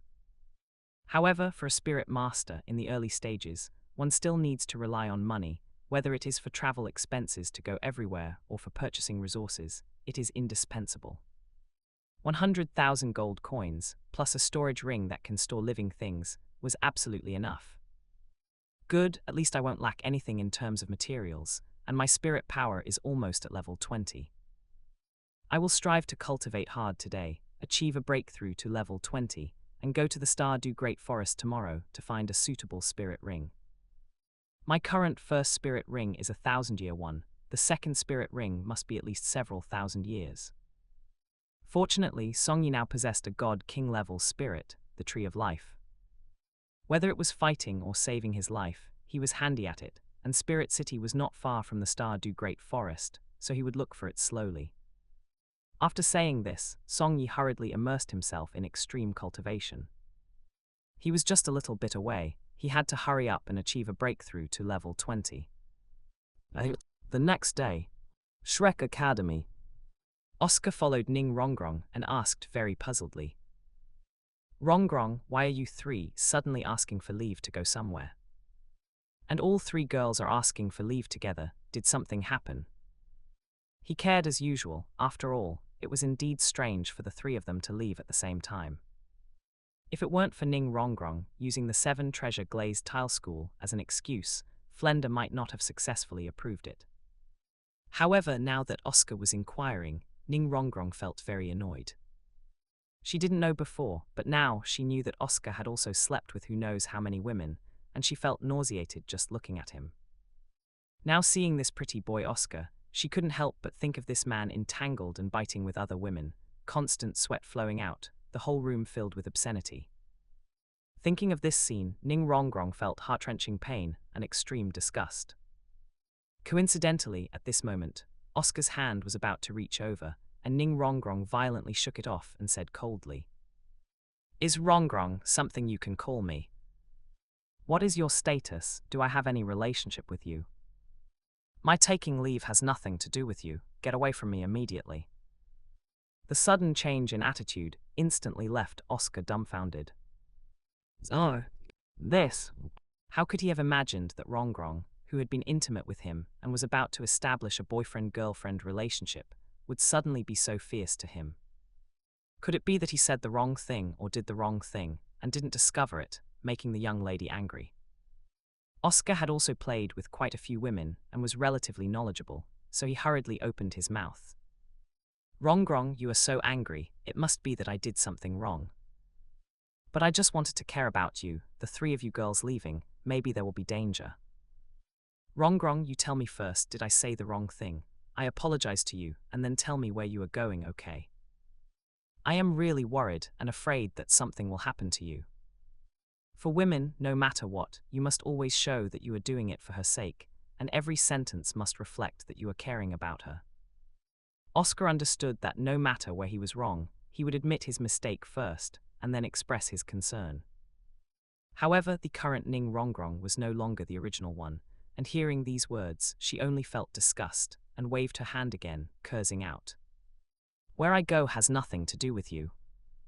Get lost immediately. Chapter 18 Yu Zairogang, fuck you, Tangsan was speechless. Ning Rongrong had no intention of wasting any more time with a parasite like Oscar, and even kicked him in the leg.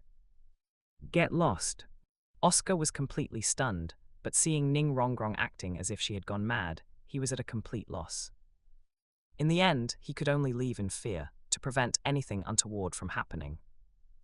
Ning Rongrong's expression was icy, but her heart was incredibly conflicted, because once upon a time, she had actually had feelings for Oscar.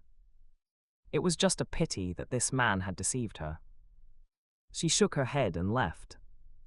At the main gate of Shrek Academy, Xiao Wu and Zhu Zhuqing were already prepared, having even called for a carriage. Upon seeing Ning Rongrong, they took the initiative to pull her into the carriage, and they left together. The 3 of them sat in the carriage, looking back at Shrek Academy where they had stayed for so long, each of their faces filled with complex expressions. At this moment, Xiao Wu couldn't help but burst into tears. Why did it come to this? I didn't even say goodbye to little San, woo. Ning Rongrong and Zhu Zhuqing were heartbroken listening to her, and Ning Rongrong comforted her. It's okay, Xiao Wu. If Tangsan has truly been brainwashed by Yu Zairogang, then he isn't worth your affection. If you are truly in Tangsan's heart, he will come to find you. Didn't you say you were going to leave him a letter last night? Xiao Wu nodded. This was the only thing she could do. If she went to say goodbye, she would definitely lose control of her emotions and reveal the matter of leaving Shrek, and then none of the 3 would be able to leave. Ning Rongrong and Zhu Zhuqing did not understand. They thought they had only given up on Tangsan. But only Xiao Wu herself knew that if it weren't for the fact that her identity as a spirit beast might be exposed, how could she possibly leave? If she were not a spirit beast, but just an ordinary person, she wouldn't have to worry about her safety. Even if Tangsan were truly brainwashed by Yu Zairogang, she would stay by his side and find a way to save him. It is just a pity that there are no ifs in this world. The 3 girls rode in the carriage, heading towards the Stardew Great Forest.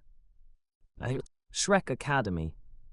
Tang San had just finished his Cultivate session and climbed down from the roof when he immediately saw a dejected Oscar.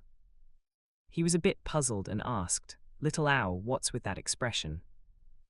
Oscar looked up and saw it was Tang San and said wearily, "I don't know. This morning, Rongrong and the other two said they had some girl business to attend to and asked for leave to leave together.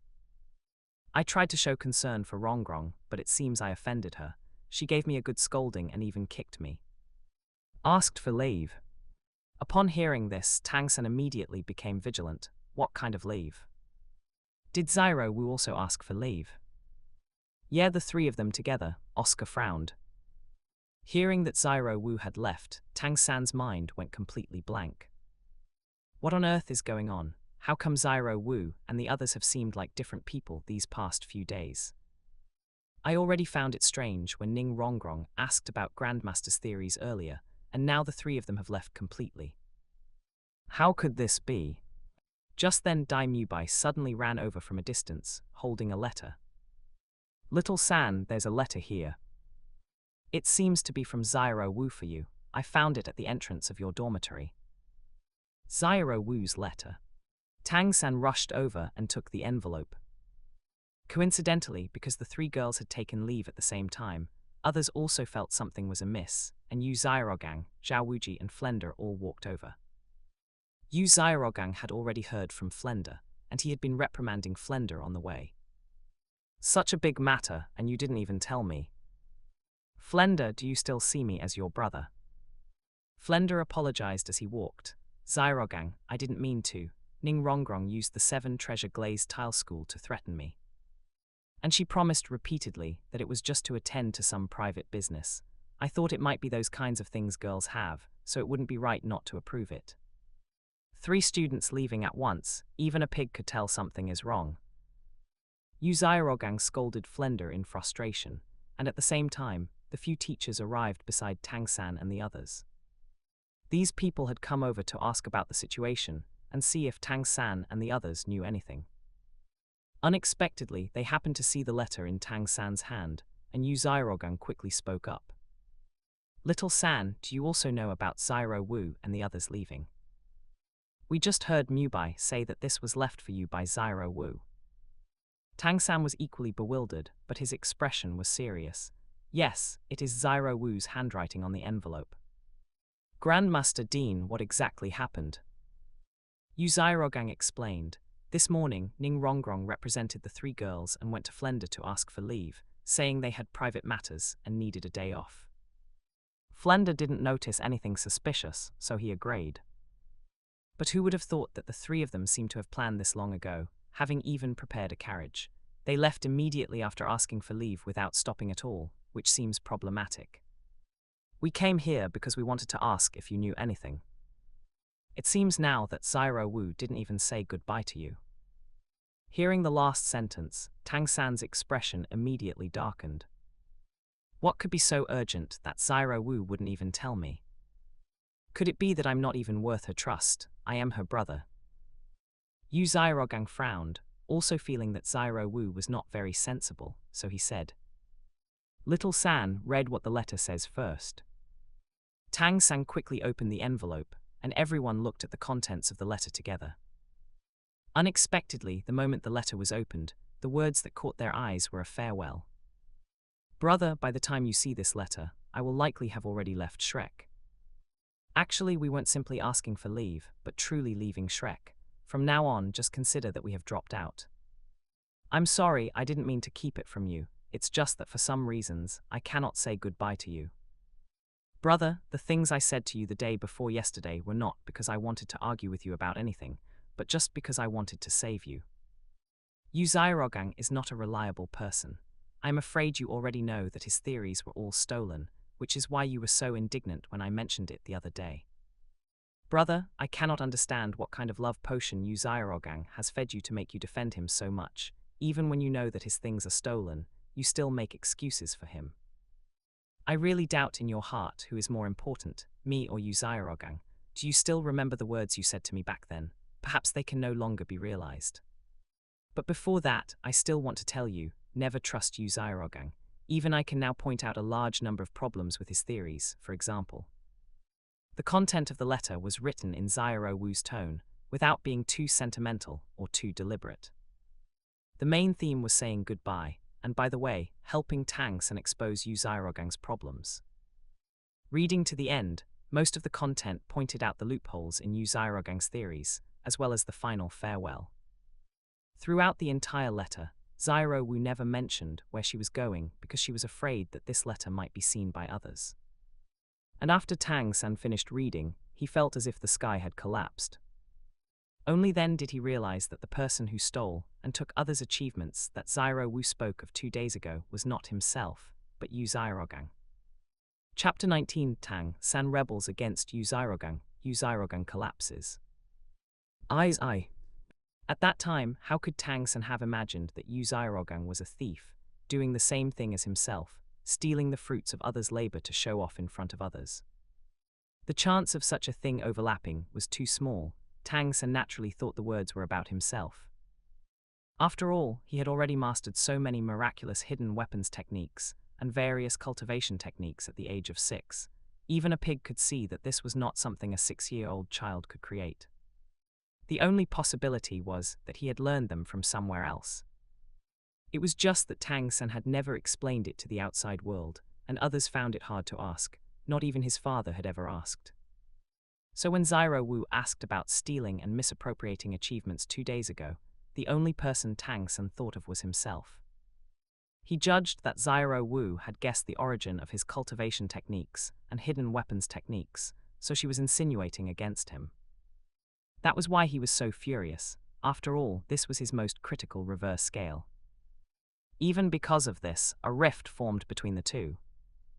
Who could have imagined that, damn it, Xiao Wu wasn't talking about him, but about this beast, Yu Zhuqing. Because of this misunderstanding, he had even raged at Xiao Wu, throwing a tantrum at the girl he loved. Just because of Yu Zhuqing. Looking at the contents of the letter, Tang San immediately understood that Yu Zhuqing was also someone who did underhanded things, even worse than himself. At least he had left the Buddha's fury Tang Lotus for the Tang sect of his previous life, but Yu Zhuqing plagiarized others' theories and even modified them for the worse. Thinking of this and thinking of Xiao Wu's departure, which might also be related to him throwing a tantrum, Tang San felt his blood surge, almost spitting out a mouthful of blood. Damn it! I actually misunderstood Xiao Wu, thinking she was talking about. Damn it! Xiao Wu, my Xiao Wu. Tang San's feelings for Xiao Wu, although somewhat selfish and controlling, were undoubtedly intense. It was just that this affection was a bit twisted. So it was only natural for him to have such a reaction. As for the others, they were all spirit masters with good eyesight, and they carefully read the entire content of the letter. At first, upon seeing the second sentence, which said that the 3 of them were leaving Shrek for good, everyone was terrified. What was going on? The 3 girls had been doing just fine at Shrek. Why were they suddenly leaving? The academy had just lost 3 important geniuses. Moreover, seeing the description later, where Xiao Wu also called Yu Zhuqing a charlatan who deceived the world and stole fame, all the students and teachers were even more shocked. In particular, Xiao Wu had listed many theoretical problems that were indeed directed at Yu Zhuqing, overturning his theories. One by one, the students looked at Tang San and Yu Zhuqing with complex expressions and growing suspicion. Without restraint, Ma Hongjun, who had just crowded over, took the initiative to speak. Damn, Xiao Wu and the others actually withdrew from the school. And looking at what she wrote, it all makes sense. It seems the Grandmaster's theories really don't hold water. Oscar was terrified. How could this be? No wonder my Rongrong suddenly lost her temper and left. Could it be because of the Grandmaster?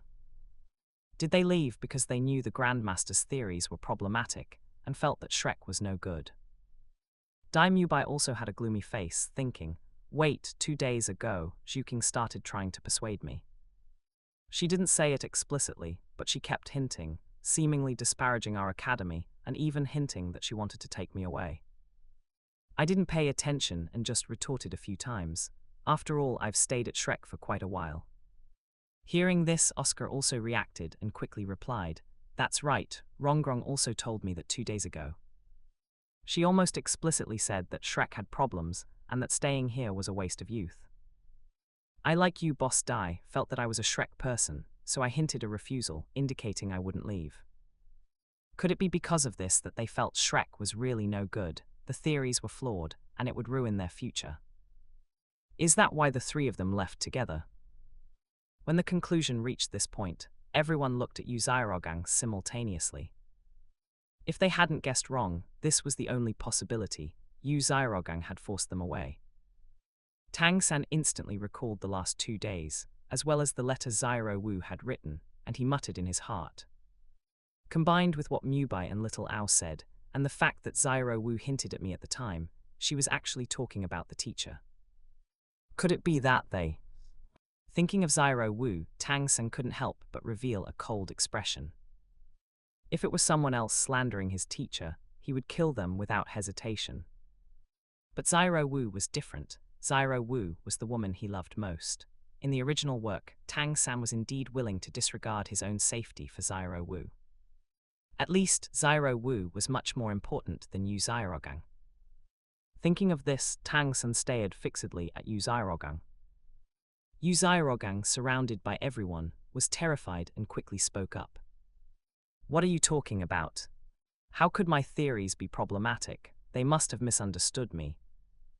My theories were all researched by myself. I am the theoretical grandmaster of the spirit world. Even the current Supreme Pontiff acknowledges them. Could it be that the departure of a few little girls is also my fault?" At this moment, Dai Mubai sneered from the side. "Grandmaster, Xiao Wu's letter clearly states it. The current Supreme Pontiff is your ex-girlfriend. Of course, he trusts you. You didn't rely on this relationship to become a so-called grandmaster, did you?" "That's right, I've long felt it was strange." Oscar frowned. "Apart from running laps every day, what else have you taught us?" "Who doesn't know how to teach running laps? I can do it too, I'm a grandmaster too." "Grandmaster, how do you explain what Boss Dai said?" Yu Xiaogang was horrified. Looking at these people, they were actually blaming him just because a few women had left. How bold! Were these women more important than a theoretical grandmaster like him? He retorted sternly, "Dai Mubai, you are slandering me. Although Bibi Dong and I had a past relationship, my achievements have nothing to do with whether he is the Supreme Pontiff. My status was earned entirely through my theories." "Bullshit," Dai Mubai mocked. "I have heard many of those theories of yours in my family long ago. I didn't pay attention before and just thought it was a coincidence. Now that I look at it, it really is possible that you plagiarized them. I'll ask you, how do you explain the questions and loopholes regarding your theories in Xiao Wu's letter?" Yu Xiaogang was only level 29 and could not withstand the pressure from Dai Mubai at all, so he retreated involuntarily. He had no choice but to attack Xiao Wu. "This is Xiao Wu's insult to me. She's just a little girl, who knows where she heard these slanders against me, and she actually believed them. This girl, I have educated her for many years, and now she dares to question me. I think she is unfaithful and unfilial. Do you believe a little girl instead of me, the Grandmaster?" After finishing, he specifically looked at Tang San, hoping his disciple would speak up for him. However, he shouldn't have mentioned Xiao Wu. After hearing this, Tang San's face grew increasingly gloomy. He stared fixedly at Yu Xiaogang and scolded, "Teacher, regardless of whether you were slandered or not, you cannot talk about Xiao Wu. Others might not believe it, but I believe Xiao Wu." Chapter 20, Xiao Wu's reveal. Songyi is stunned. Tang San could accept Xiao Wu speaking ill of Yu Xiaogang, but he absolutely could not accept anyone else speaking ill of Xiao Wu. Hearing Yu Xiaogang speak, the gaze he leveled at him was filled with sharpness. Seeing this, Yu Xiaogang involuntarily took 2 steps back and swallowed hard. Fortunately, Flender stepped in to change the subject. "All right, now is not the time to dwell on any of Xiaogang's theories.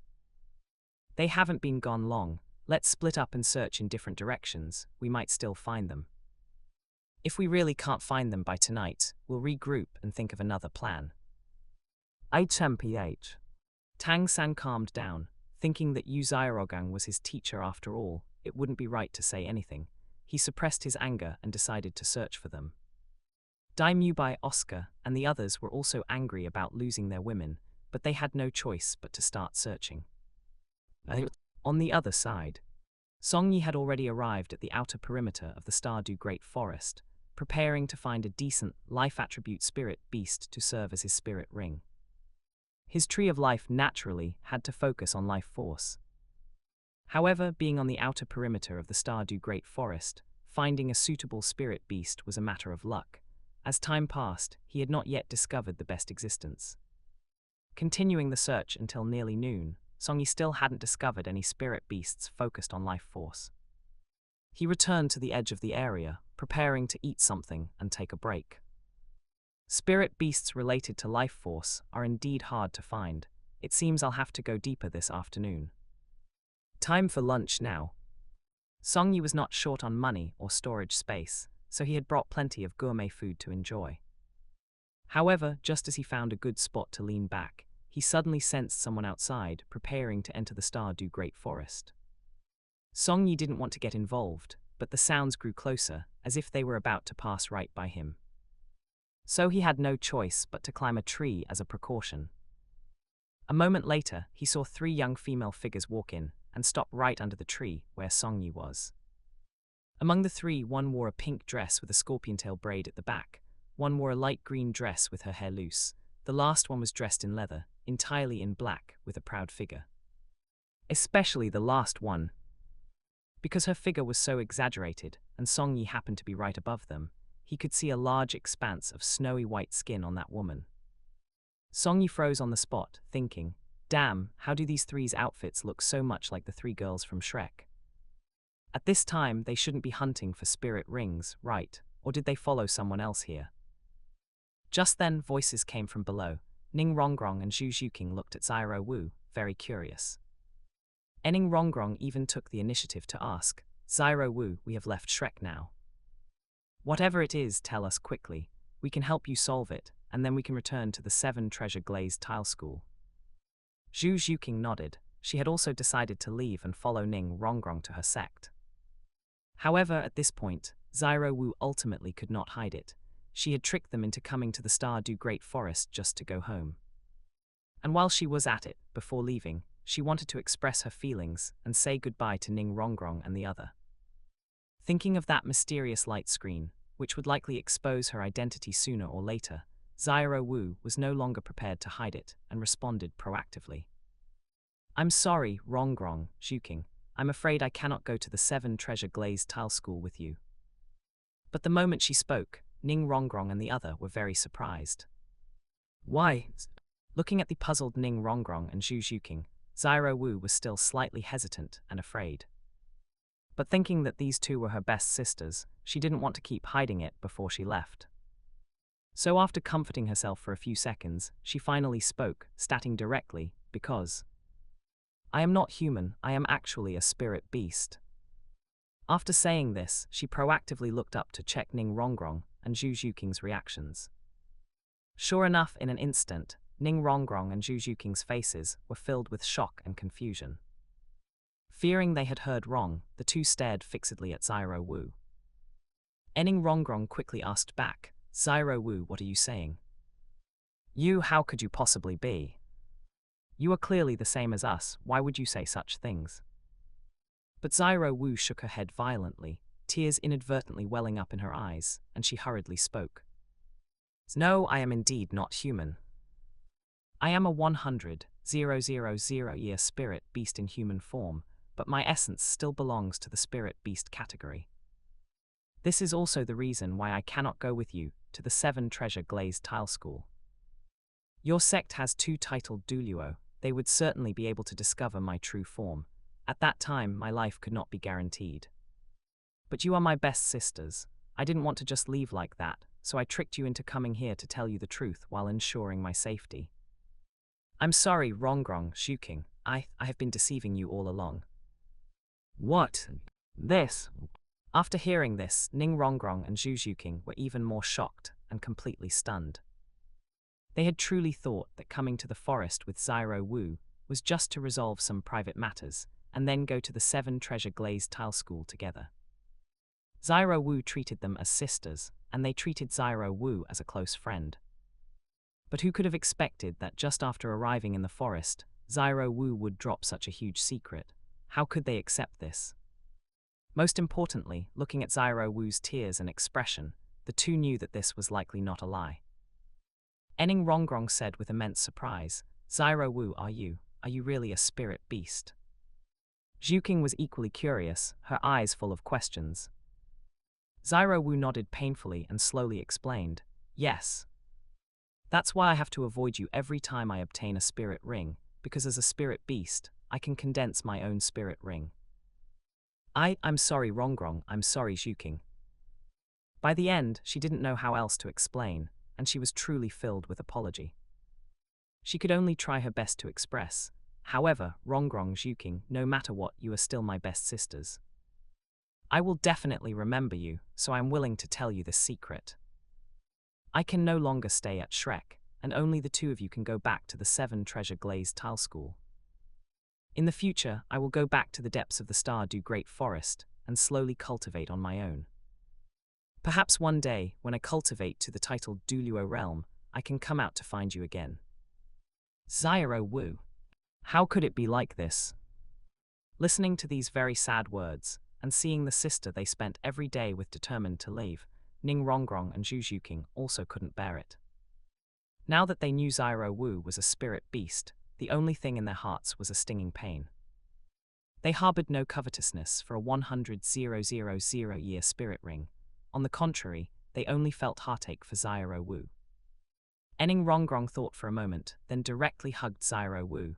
Tears falling, she said excitedly, "I don't care.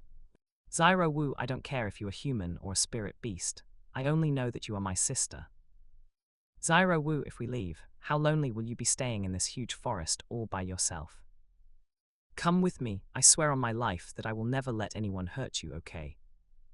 Chapter 21, Songyi captured, yearning heartbroken red. Zhu Zhuqing listened, also stepped forward and stroked Xiao Wu's back, promising solemnly, "Xiao Wu, I am your sister too. Since you trust me so much, I will protect you as well. So what if you are a spirit beast? So what if we are humans? In any case, you are our friend, and we will never let anyone hurt you. If you can't go to the 7 Treasure Glazed Tile School, I'll accompany you somewhere else. Anyway, I'm also a homeless person." The two of them were very clear in their attitude. They only cared about the person, not about race or bloodline. Since they were friends, they would be friends for a lifetime. This was not to be missed. Hearing this, Xiao Wu was naturally very moved, and tears streamed down even more profusely. However, she remained relatively calm, even at this moment. Xiao Wu hugged them both in sorrow and continued, "No, even if you won't hurt me, as a 100,000-year spirit beast, I will always invite disaster. I cannot harm you. Rongrong, Zhu Zhuqing, you should go. I am very safe staying in the Stardew Great Forest. The Forest King, the Titan giant ape that you saw before, is my friend. His name is Ming. As soon as I cultivate to the titled Douluo realm, I can come find you again." Xiao Wu. Woo, I don't want to part with you. Why is it like this? It's one thing to be deceived by those men, but why must the three of us separate? Is there really no one who can completely protect us and let us be together forever?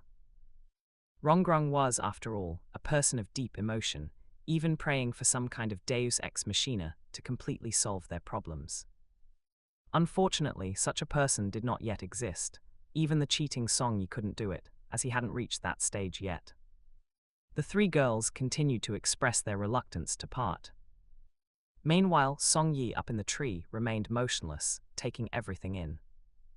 After watching this scene, he was completely bewildered. What is going on? This is different from the plot. They left Shrek. And this fool Xiao Wu actually exposed her identity. Rongrong and the others are going back to the 7 Treasure Glazed Tile School. Did something happen to Shrek? Songyi was afraid of being discovered, so he ultimately didn't do anything and just acted as an observer. However, this sudden anomaly left him confused. the original plot had completely deviated, with 3 important characters leaving Shrek. Although this was a good thing, Song Yi didn't care for those men at Shrek. Seeing the 3 beauties not staying in that den of wolves was all for the best. Perhaps the person who protects them, that Rongrong mentioned, would be himself in the future. With the system, as long as time progressed, he could protect anyone. Afterward, the 3 girls chatted on for a while longer, finally parting in reluctance. Rongrong and Zhuqing wiped away their tears while promising, "Xiao Wu, don't worry, we will never spread your secret. We will come to find you in the future too." Xiao Wu also promised that she would strive to cultivate to the titled Douluo realm and freely enter and exit the human world.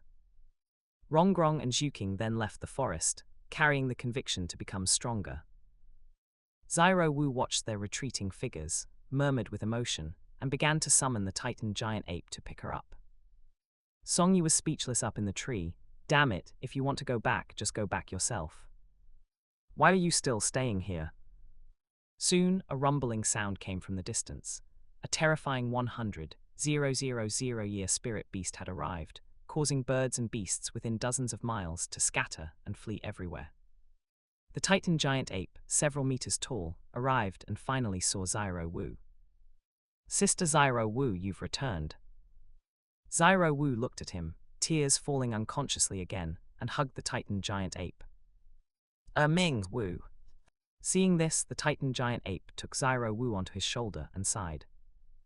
"You must have been wronged in the human world. Rest assured you come back with us. With Big Brother and me here, no one can hurt you." Only then did Xiao Wu relax, nodding and wiping away her tears.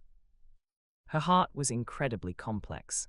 After returning to the Stardew Great Forest this time, she feared she wouldn't be able to leave for decades. She missed the things and friends in the human world very much, and she missed her 3rd brother. Unfortunately, the light screen would expose her sooner or later, and she couldn't stay at Shrek either. Besides returning to the forest to stay, what else could she do?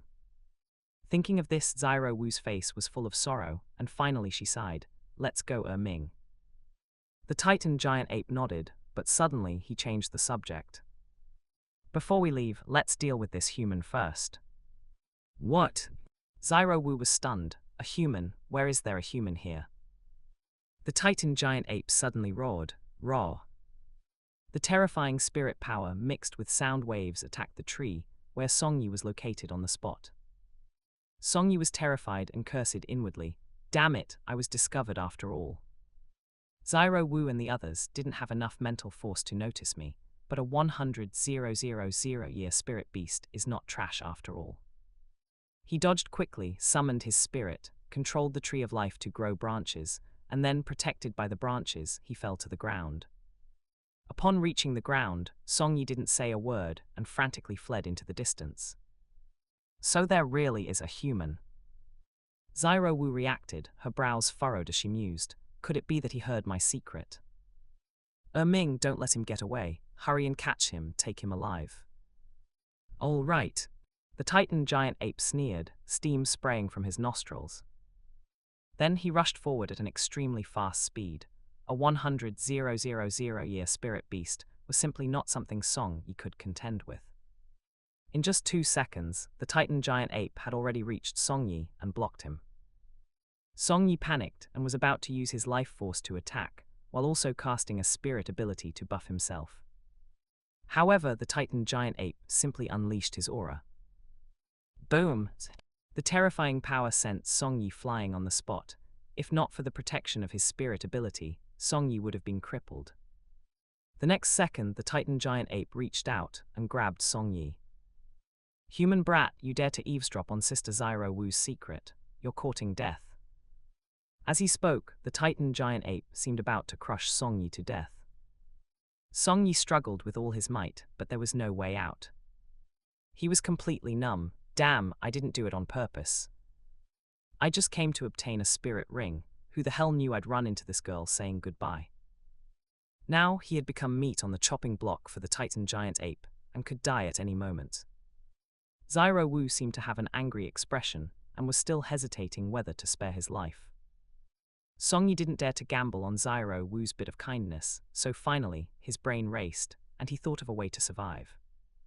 Just as the Titan giant ape applied a little force, about to crush Song Yi, he shouted out loudly, "Wait! I have a way to help Xiao Wu conceal her spirit beast aura.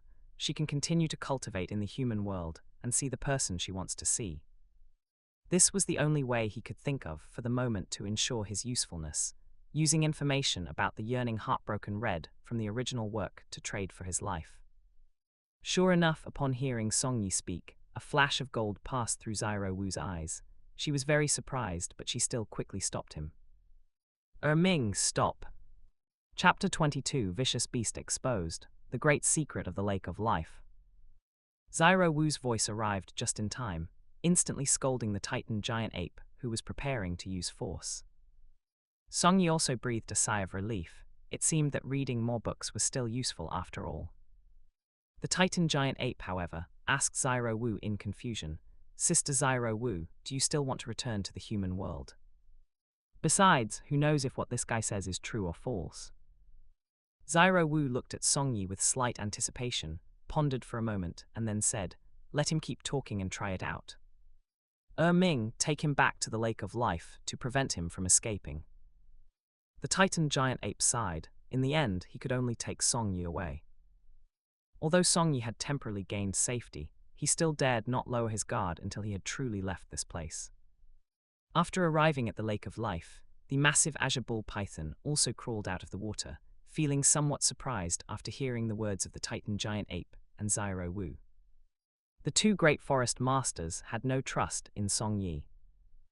Only Xiao Wu, who longed too much to go to the human world, returned to the Lake of Life, and once Song Yi was under control, she took the initiative to ask, "What is your name?" Song Yi sighed, "Song Yi." "Song Yi." Xiao Wu muttered the name twice and continued to ask, "You said you could help me conceal my spirit beast aura so I could return to the human world. Is that true or false? What method would you use?" At this time, the Titan giant ape and the sky azure ball python remained on the sidelines, maintaining their disdain and very much wanting to persuade Xiao Wu otherwise.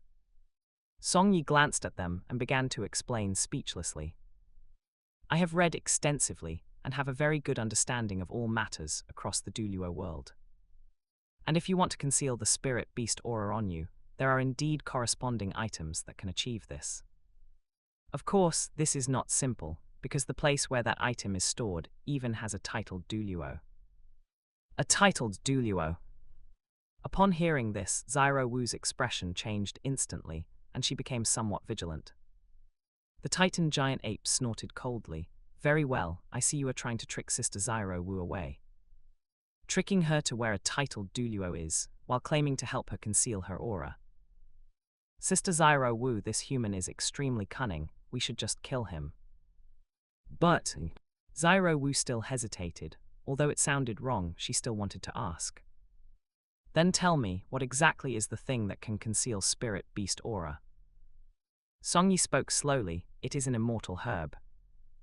In the capital of the Heaven Dew Empire, Heaven Dew City, there is a spirit beast forest called the Sunset Forest. Inside the Sunset Forest, there is a treasured land for cultivating immortal herbs called the Ice and Fire Yin Yang Well.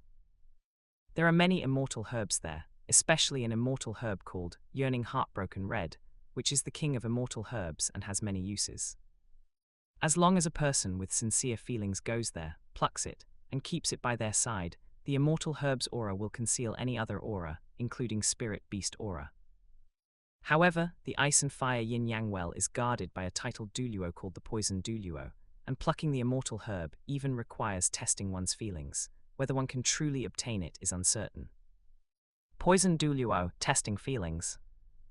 Upon hearing these words, Xiao Wu became increasingly hesitant. How could such a magical thing exist? But she carefully observed Song Yi's expression, and indeed did not see any intention to deceive, so could it be true? However, the Titan giant ape and the sky azure ball python still maintained a skeptical attitude on the side. The sky azure ball python sneered, "Kid, you are just a teenager, yet you dare to claim to have read extensively. What immortal herb? It sounds like something made up. Sister Xiao Wu, don't be in a rush to believe him. Who knows if what he says is true or false?" Xiao Wu nodded, still maintaining basic rationality, and she continued to ask, "Then do you have any way to prove it? Even if you cannot prove the existence of the immortal herb for now, at least you must prove that you truly possess this theoretical knowledge. After all, I have seen people who use these theories to deceive others." Xiao Wu was naturally referring to Yu Zhuqing. Ever since the light screen's sharp critique exposed Yu Zhuqing, she had been very wary of people who made a living based on theories. The Sky Azure Ball Python listened and also nodded. Indeed, who knows if this information of his is just made up? "Human kid, you must at least prove that you have the ability to know something." Song Yi scratched his head, secretly lamenting that this group of spirit beasts was not easy to fool. "How should I prove myself?" He pondered for 2 seconds and decided to expose Dai Tian and the others. Song Yi coughed twice and said, "I said it already, I have extensive knowledge of all places in the Douluo world, why would I deceive you? For example, take what is beneath this lake of life. You Titan Giant Ape and Sky Azure Ball Python are the noble masters of the Stardew Great Forest, but do you actually understand it? You claim to be the king of the forest and the emperor of the forest, but in reality, you are nothing more than gatekeepers. Beneath the lake of life, there is a special space where those truly terrifying vicious beasts that have survived the 100,000-year heavenly tribulation are hidden. Among them, there are even top-tier spirit beasts that are hundreds of thousands of years old, nearly demigods, which you two beasts do not even know about." After speaking, Song Yi proudly pointed at the lake of life, as if he wanted to say, "If you have the guts, go down and take a look." Sure enough, after these words were spoken, the Sky Azure Ball Python and the Titan Giant Ape were extremely surprised and simply could not believe it. "What? Vicious beasts that have survived the heavenly tribulation? How is this possible?"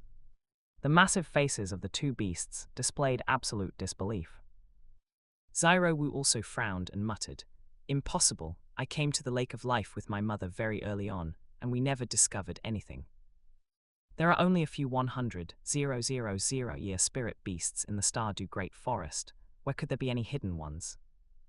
However, it just so happens that I can verify whether this person is lying nonsense. Ming, will you try to take a look?" The Sky Azure Ball Python, who usually stayed in the water, nodded in agreement and quickly went down into the lake to investigate. The Titan Giant Ape on the side threatened, "Human kid, if my big brother doesn't find anything, you can just wait to die." And in reality, a moment later, the Sky Azure Ball Python suddenly rushed out of the lake of life. Boom! A terrifying aura mixed with some panic, and even a more powerful aura seemed to shoot out from within. "It's not good." The Sky Azure Ball Python hurriedly dodged, which ensured his safety.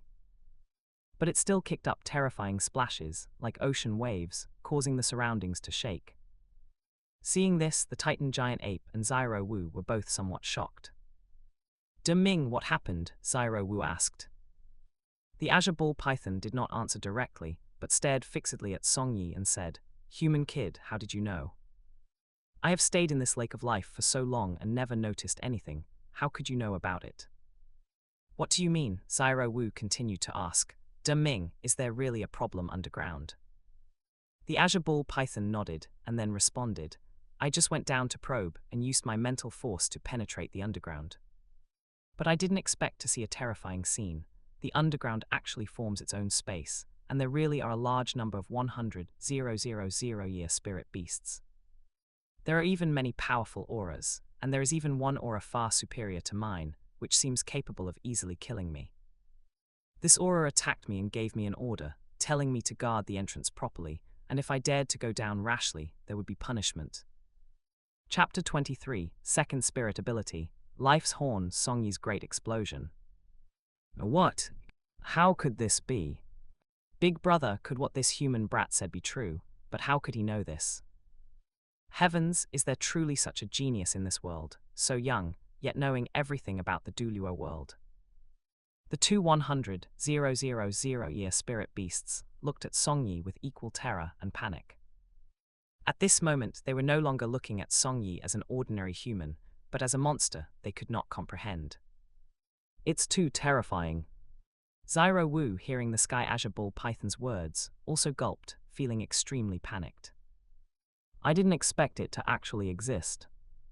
So spirit beasts that have passed the 100,000-year heavenly tribulation have all gone into hiding. Perhaps only a spirit beasts who failed to pass the 100,000-year heavenly tribulation remain outside, while those terrifying existences have gathered beneath the lake of life. Does that mean the yearning heartbroken red you mentioned might also be real? Zhu Wu reacted, looking at Songyi with immense surprise. Songyi stroked his chin and gave a helpless, bitter smile. Of course it's true. If I were lying to you, wouldn't I die even faster? In order to save my life, why would I lie? However, I have provided the information. As for whether you can obtain it, I am powerless. But considering I helped you, you should let me go, right? Dream on. Hearing this, Zhu Wu coldly scolded. You already know my secret, how could I let you leave? Unless you stay right under my nose. What the heck, you want to play a game of imprisonment? Songyi almost broke down. I'm just unlucky to have met you, can you blame me for that? Besides, you have to help me figure out how to get the yearning heartbroken red, Zhu Wu continued. No way are you latching onto me. Songyi really wanted to grab Zhu Wu and slap her twice. You little brat, you're even threatening me. Just you wait, the day I get stronger through my critiques, I'll kill all of you and use you as spirit rings. However, for now, Songyi still had to stay calm and find a way. After pondering for a moment, he ultimately decided to agree. If he didn't help her get the immortal herb, he feared he wouldn't be able to escape. But before that, he had to collect some interest. Fine, I can help you get the immortal herb. But first, you have to get me a spirit ring. I'm currently at level 20, and I came here specifically to obtain a spirit ring for my breakthrough. Fine Ming, go find him a 700-year spirit beast. Zhu Wu prepared to issue orders. She considered it giving Songyi some benefits to ensure he would do his best. Just as she spoke, Songyi quickly stopped her. No. Who said I wanted a 700-year one? I want a spirit beast of over 2,000 years. And it has to be of the life attribute. 2,000 years, you brat, are you crazy? The Titan giant ape heard this and felt something was wrong. Although he had never been human, he had heard of some human rules. One could only absorb a 1,000-year spirit ring at the third ring. This kid actually. But the next second, Songyi immediately summoned his spirit, and in an instant, terrifying life force surged. The tree of life grew in Songyi's hands, making both the sky azure ball python and the Titan giant ape feel relaxed and happy, as if this life force were incredibly sublime. And immediately after, a purple spirit ring appeared on Songyi's body. He explained, my first spirit ring was already a 1,000-year one. Do you expect me to lower my standards for the second spirit ring? If you want my help to obtain the yearning heartbroken red, get me a life attribute spirit beast of over 2,000 years. What, this? Your first spirit ring was already a 1,000-year one. That's impossible, how did you absorb it? Zhu Wu saw this and was shocked once again. She knew more than the sky azure ball python and the Titan giant ape, so naturally, she realized how shocking this was. Didn't you Zhu Zhuqing say the limit for the second spirit ring was over 700 years? Why is it? She muttered. Songyi sneered, can you really take the theories of a loser like you Zhu Zhuqing seriously? Stop talking nonsense and find me a spirit beast. If you let me go, I can even teach you how to obtain a 1,000-year spirit ring for your second one. How about that? HMPH, dream on. Although shocked, Zhu Wu knew the immortal herb was the priority. So in shock, she let Ming go find a spirit beast. In less than an hour, the spirit beast was found. It was a 3,000-year life deer with top-tier life force. Songyi absorbed it directly and succeeded, his second spirit ring reaching 3,000 years, and his own life force increased again. Zhu Wu couldn't help but ask, what is your second spirit ability? Songyi smiled, my spirit ability is called Life's Horn. It can create a pair of small deer horns made of energy, increasing my mental force by 200% and my life force by 100%. At the same time, my life's horn can condense life force to cause life burn on enemies. Furthermore, after activating life's horn, I can become immune to most negative effects like poison and weakness. It's both offensive and defensive. This, for a second spirit ring, it's this exaggerated. Xiao Wu heard this and was even more astonished. She felt like she was being driven crazy by Song Yi today. Piece after piece of shocking information, plus such a terrifying spirit ability, Xiao Wu, who had some knowledge, was almost scared out of her wits. Even the Titan giant ape and the Sky Azure Bull Python, the two 100-year spirit beasts, were equally terrified. A terrifying ability. Don't forget to like, comment, subscribers, and share to Infinite Novel Audio. This life deer itself has powerful life force, but how the spirit ability turns out depends on his talent and spirit. I suppose, human brat, your spirit must be a top-tier spirit, right? Song Yi nodded, not denying it. After a long time, Xiao Wu finally recovered from her shock, and was full of curiosity about Song Yi. Of course, no matter what she always kept in mind was that immortal herb, and how to return to the human world. Xiao Wu dared not delay any further and said, "You have obtained your spirit ring now, so you can tell me the method to obtain the immortal herb, right?" Song Yi stroked his chin. He hadn't escaped it after all. He said helplessly, "There is a way, and it's not even difficult." "Aren't you on close terms with that Ning Rongrong?" "I have plenty of information. I know that Ning Rongrong is the daughter of the 7 Treasure Glazed Tile School sect master, a true princess. And within the 7 Treasure Glazed Tile School, there are 2 titled Douluo. Therefore, you should go to the 7 Treasure Glazed Tile School to seek help from Ning Rongrong. Let her help bring a titled Douluo to the Sunset Forest, and you can suppress the poison Douluo and take the yearning heartbroken red." The method he suggested was the best that could be done under the current circumstances. In reality, other methods, such as detoxifying Dugubo in exchange for the immortal herb, or finding others to lure Dugubo away to steal the immortal herb, carried too much risk. Only by truly finding the protection of a titled Douluo's combat power could success be guaranteed 100%. However, after hearing this, Xiao Wu frowned deeply, not approving at all. She said, "I am worried about my safety, which is why I don't go to the 7 Treasure Glazed Tile School. Aren't you just pushing me into a fire pit?" "You don't trust Ning Rongrong?" Song Yi asked in return. Xiao Wu shook her head. "No, it's not that I don't trust Rongrong, it's that I don't trust the 2 titled Douluo. Even if Rongrong is the princess of the sect, how can she control 2 titled Douluo to ensure they won't hurt me?" Hearing this, Song Yi was speechless. What was there to worry about?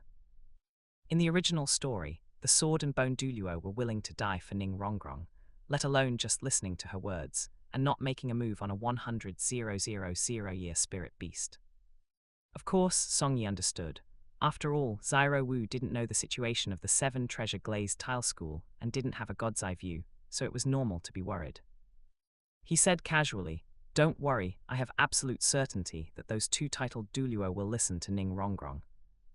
This plan will definitely succeed." Chapter 24, Sharp Critique of Zhuqing. Is Shrek full of scumbags? After listening to Song Yi's guarantee, Xiao Wu and the 2 spirit beasts remained full of suspicion toward him. The Titan giant ape mocked, "I think you just want to send big sister Xiao Wu to her death. 2 titled Douluo, why wouldn't they capture big sister Xiao Wu to hunt for a spirit ring and spirit bone?" Song Yi retorted, "That's due to an information gap and misjudgment. In the 7 Treasure Glazed Tile School, there are only 4 named characters: Sword Douluo, Bone Douluo, Ning Rongrong, and Ning Fengzhai. Sword Douluo and Bone Douluo have no spirit ring slots. Even if they killed Xiao Wu for a spirit bone, they would waste a 100-year spirit ring, and there's only 1 spirit bone. How would they split it?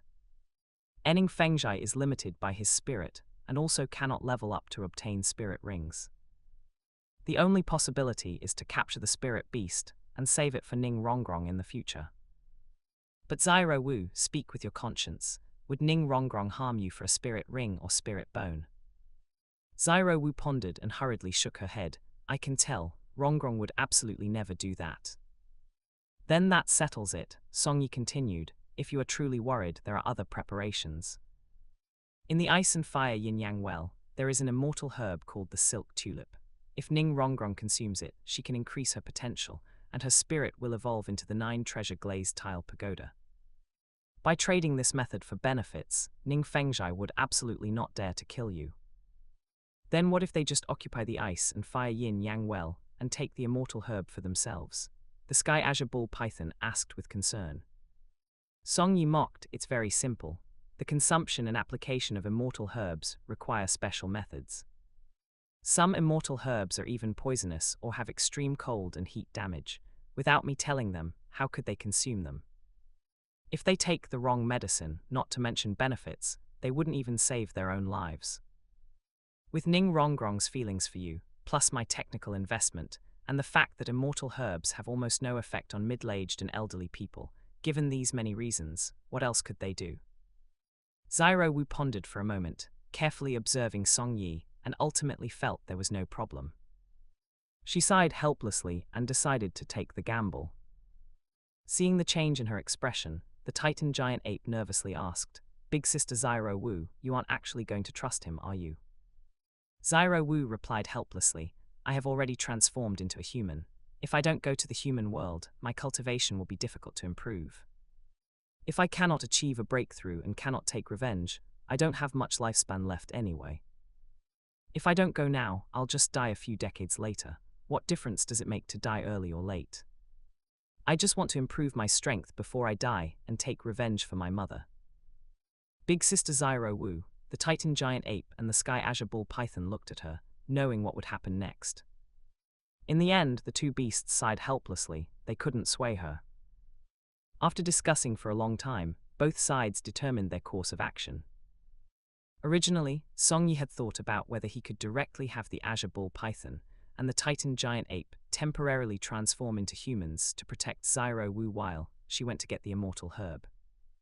Unfortunately, in Douluo Dalu 2, although vicious beasts can temporarily transform into humans, the original work of Douluo did not mention that ordinary 100,000-year spirit beasts could temporarily transform into humans. He supposed it shouldn't be possible, otherwise the two beasts would have just temporarily transformed into humans to protect Xiao Wu in the original work. So they could only rely on the title Douluo of the 7 treasure glazed tile school. After reaching an agreement, Xiao Wu wanted to act immediately, saying there was still a chance to catch up with Rongrong and the others. However, before leaving, the Sky Azure Ball Python still had some schemes. He directly took out a poisonous herb and forcibly fed it to Song Yi. The Sky Azure Ball Python explained, Big Sister Xiao Wu, since we won't be by your side, I'm afraid this person will run away. Human brat, I obtained this poisonous herb in my early years. If I don't provide the antidote for you, you will definitely die in a month. This time, if you don't listen to Big Sister Xiao Wu, just wait for death. Song Yi's eye twitched, but he didn't say anything. He could understand this behavior. It was just a pity that his spirit was the tree of life, possessing extreme vitality. As for any poison, if he spent some time using his extreme life force to purify his body, he could detoxify it in half a month. Of course, he still pretended to be afraid to lower the other party's guard. At the same time, since he had this opportunity, he was indeed planning to go to the ice and fire yin-yang well to mooch a few immortal herbs. No sense in wasting them. Song Yi had no choice but to feign agreement. Fine, I won't rest then. Xiao Wu said goodbye to Da Ming and Ming and left. Song Yi spent money to find the fastest carriage and rode at top speed, striving to catch up with Ning Rongrong and the others. Half a day later, near evening, he was actually quite lucky. Xiao Wu happened to see Ning Rongrong and Zhu Zhuqing preparing to get off a carriage in a city to find a hotel to stay in. This place was already very close to Heaven Dew City. They would be able to return early tomorrow morning. Seeing Ning Rongrong and the others, Xiao Wu ignored everything else and rushed out immediately, calling to them. Rongrong, Zhu Zhuqing. Perhaps due to the pull of fate, the two sides' carriages hadn't strayed too far. This excited shout directly stunned Ning Rongrong and Zhu Zhuqing. Zhu Zhuqing, did you hear that? Ning Rongrong asked in confusion. Zhu Zhuqing nodded, and both turned around at the same time. To their surprise, the next second, they saw Xiao Wu. Xiao Wu. Xiao Wu, you came. The two girls could never have imagined that they had just been so heartbroken, losing a friend, and only half a day had passed, yet Xiao Wu had found them again.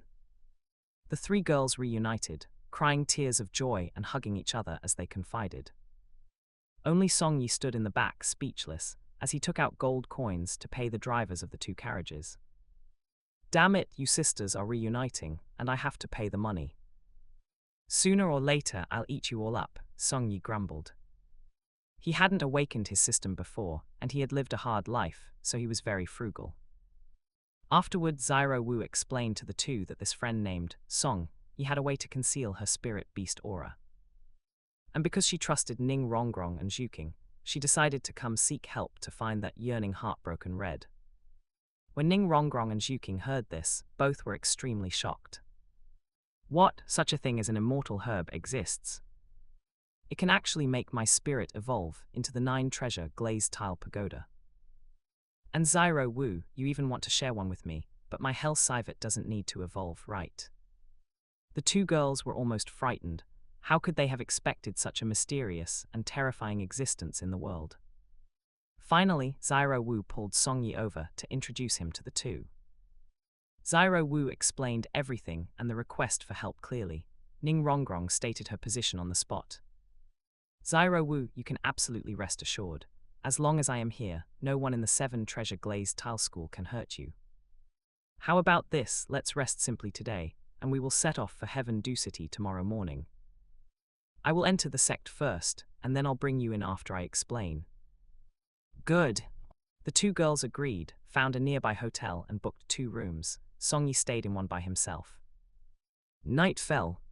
Song Yi waited indifferently. Whatever, anyway, the poisonous herb the Sky Azure Bull Python mentioned has almost no effect on me. And I can still get some immortal herbs. At this time, today's sharp critique task should be coming. I wonder who it is. It just so happened that while he was pondering, the system prompt appeared, and today's sharp critique task arrived. Please provide a sharp critique of Zhu Zhuqing's view on love. First, a sharp critique of Zhu Zhuqing, and the next one would be a sharp critique of Xiao Wu. He would ensure that those people in Shrek, including Yu Xiaogang and Tang San, would all become lonely. Let them be abandoned by the women they love and suffer in torment. Chapter 25, Brainwashed by Shrek, a woman who lost herself. In another room. The 3 girls were also quite expectant. Now that the time had arrived, there should be a new critique.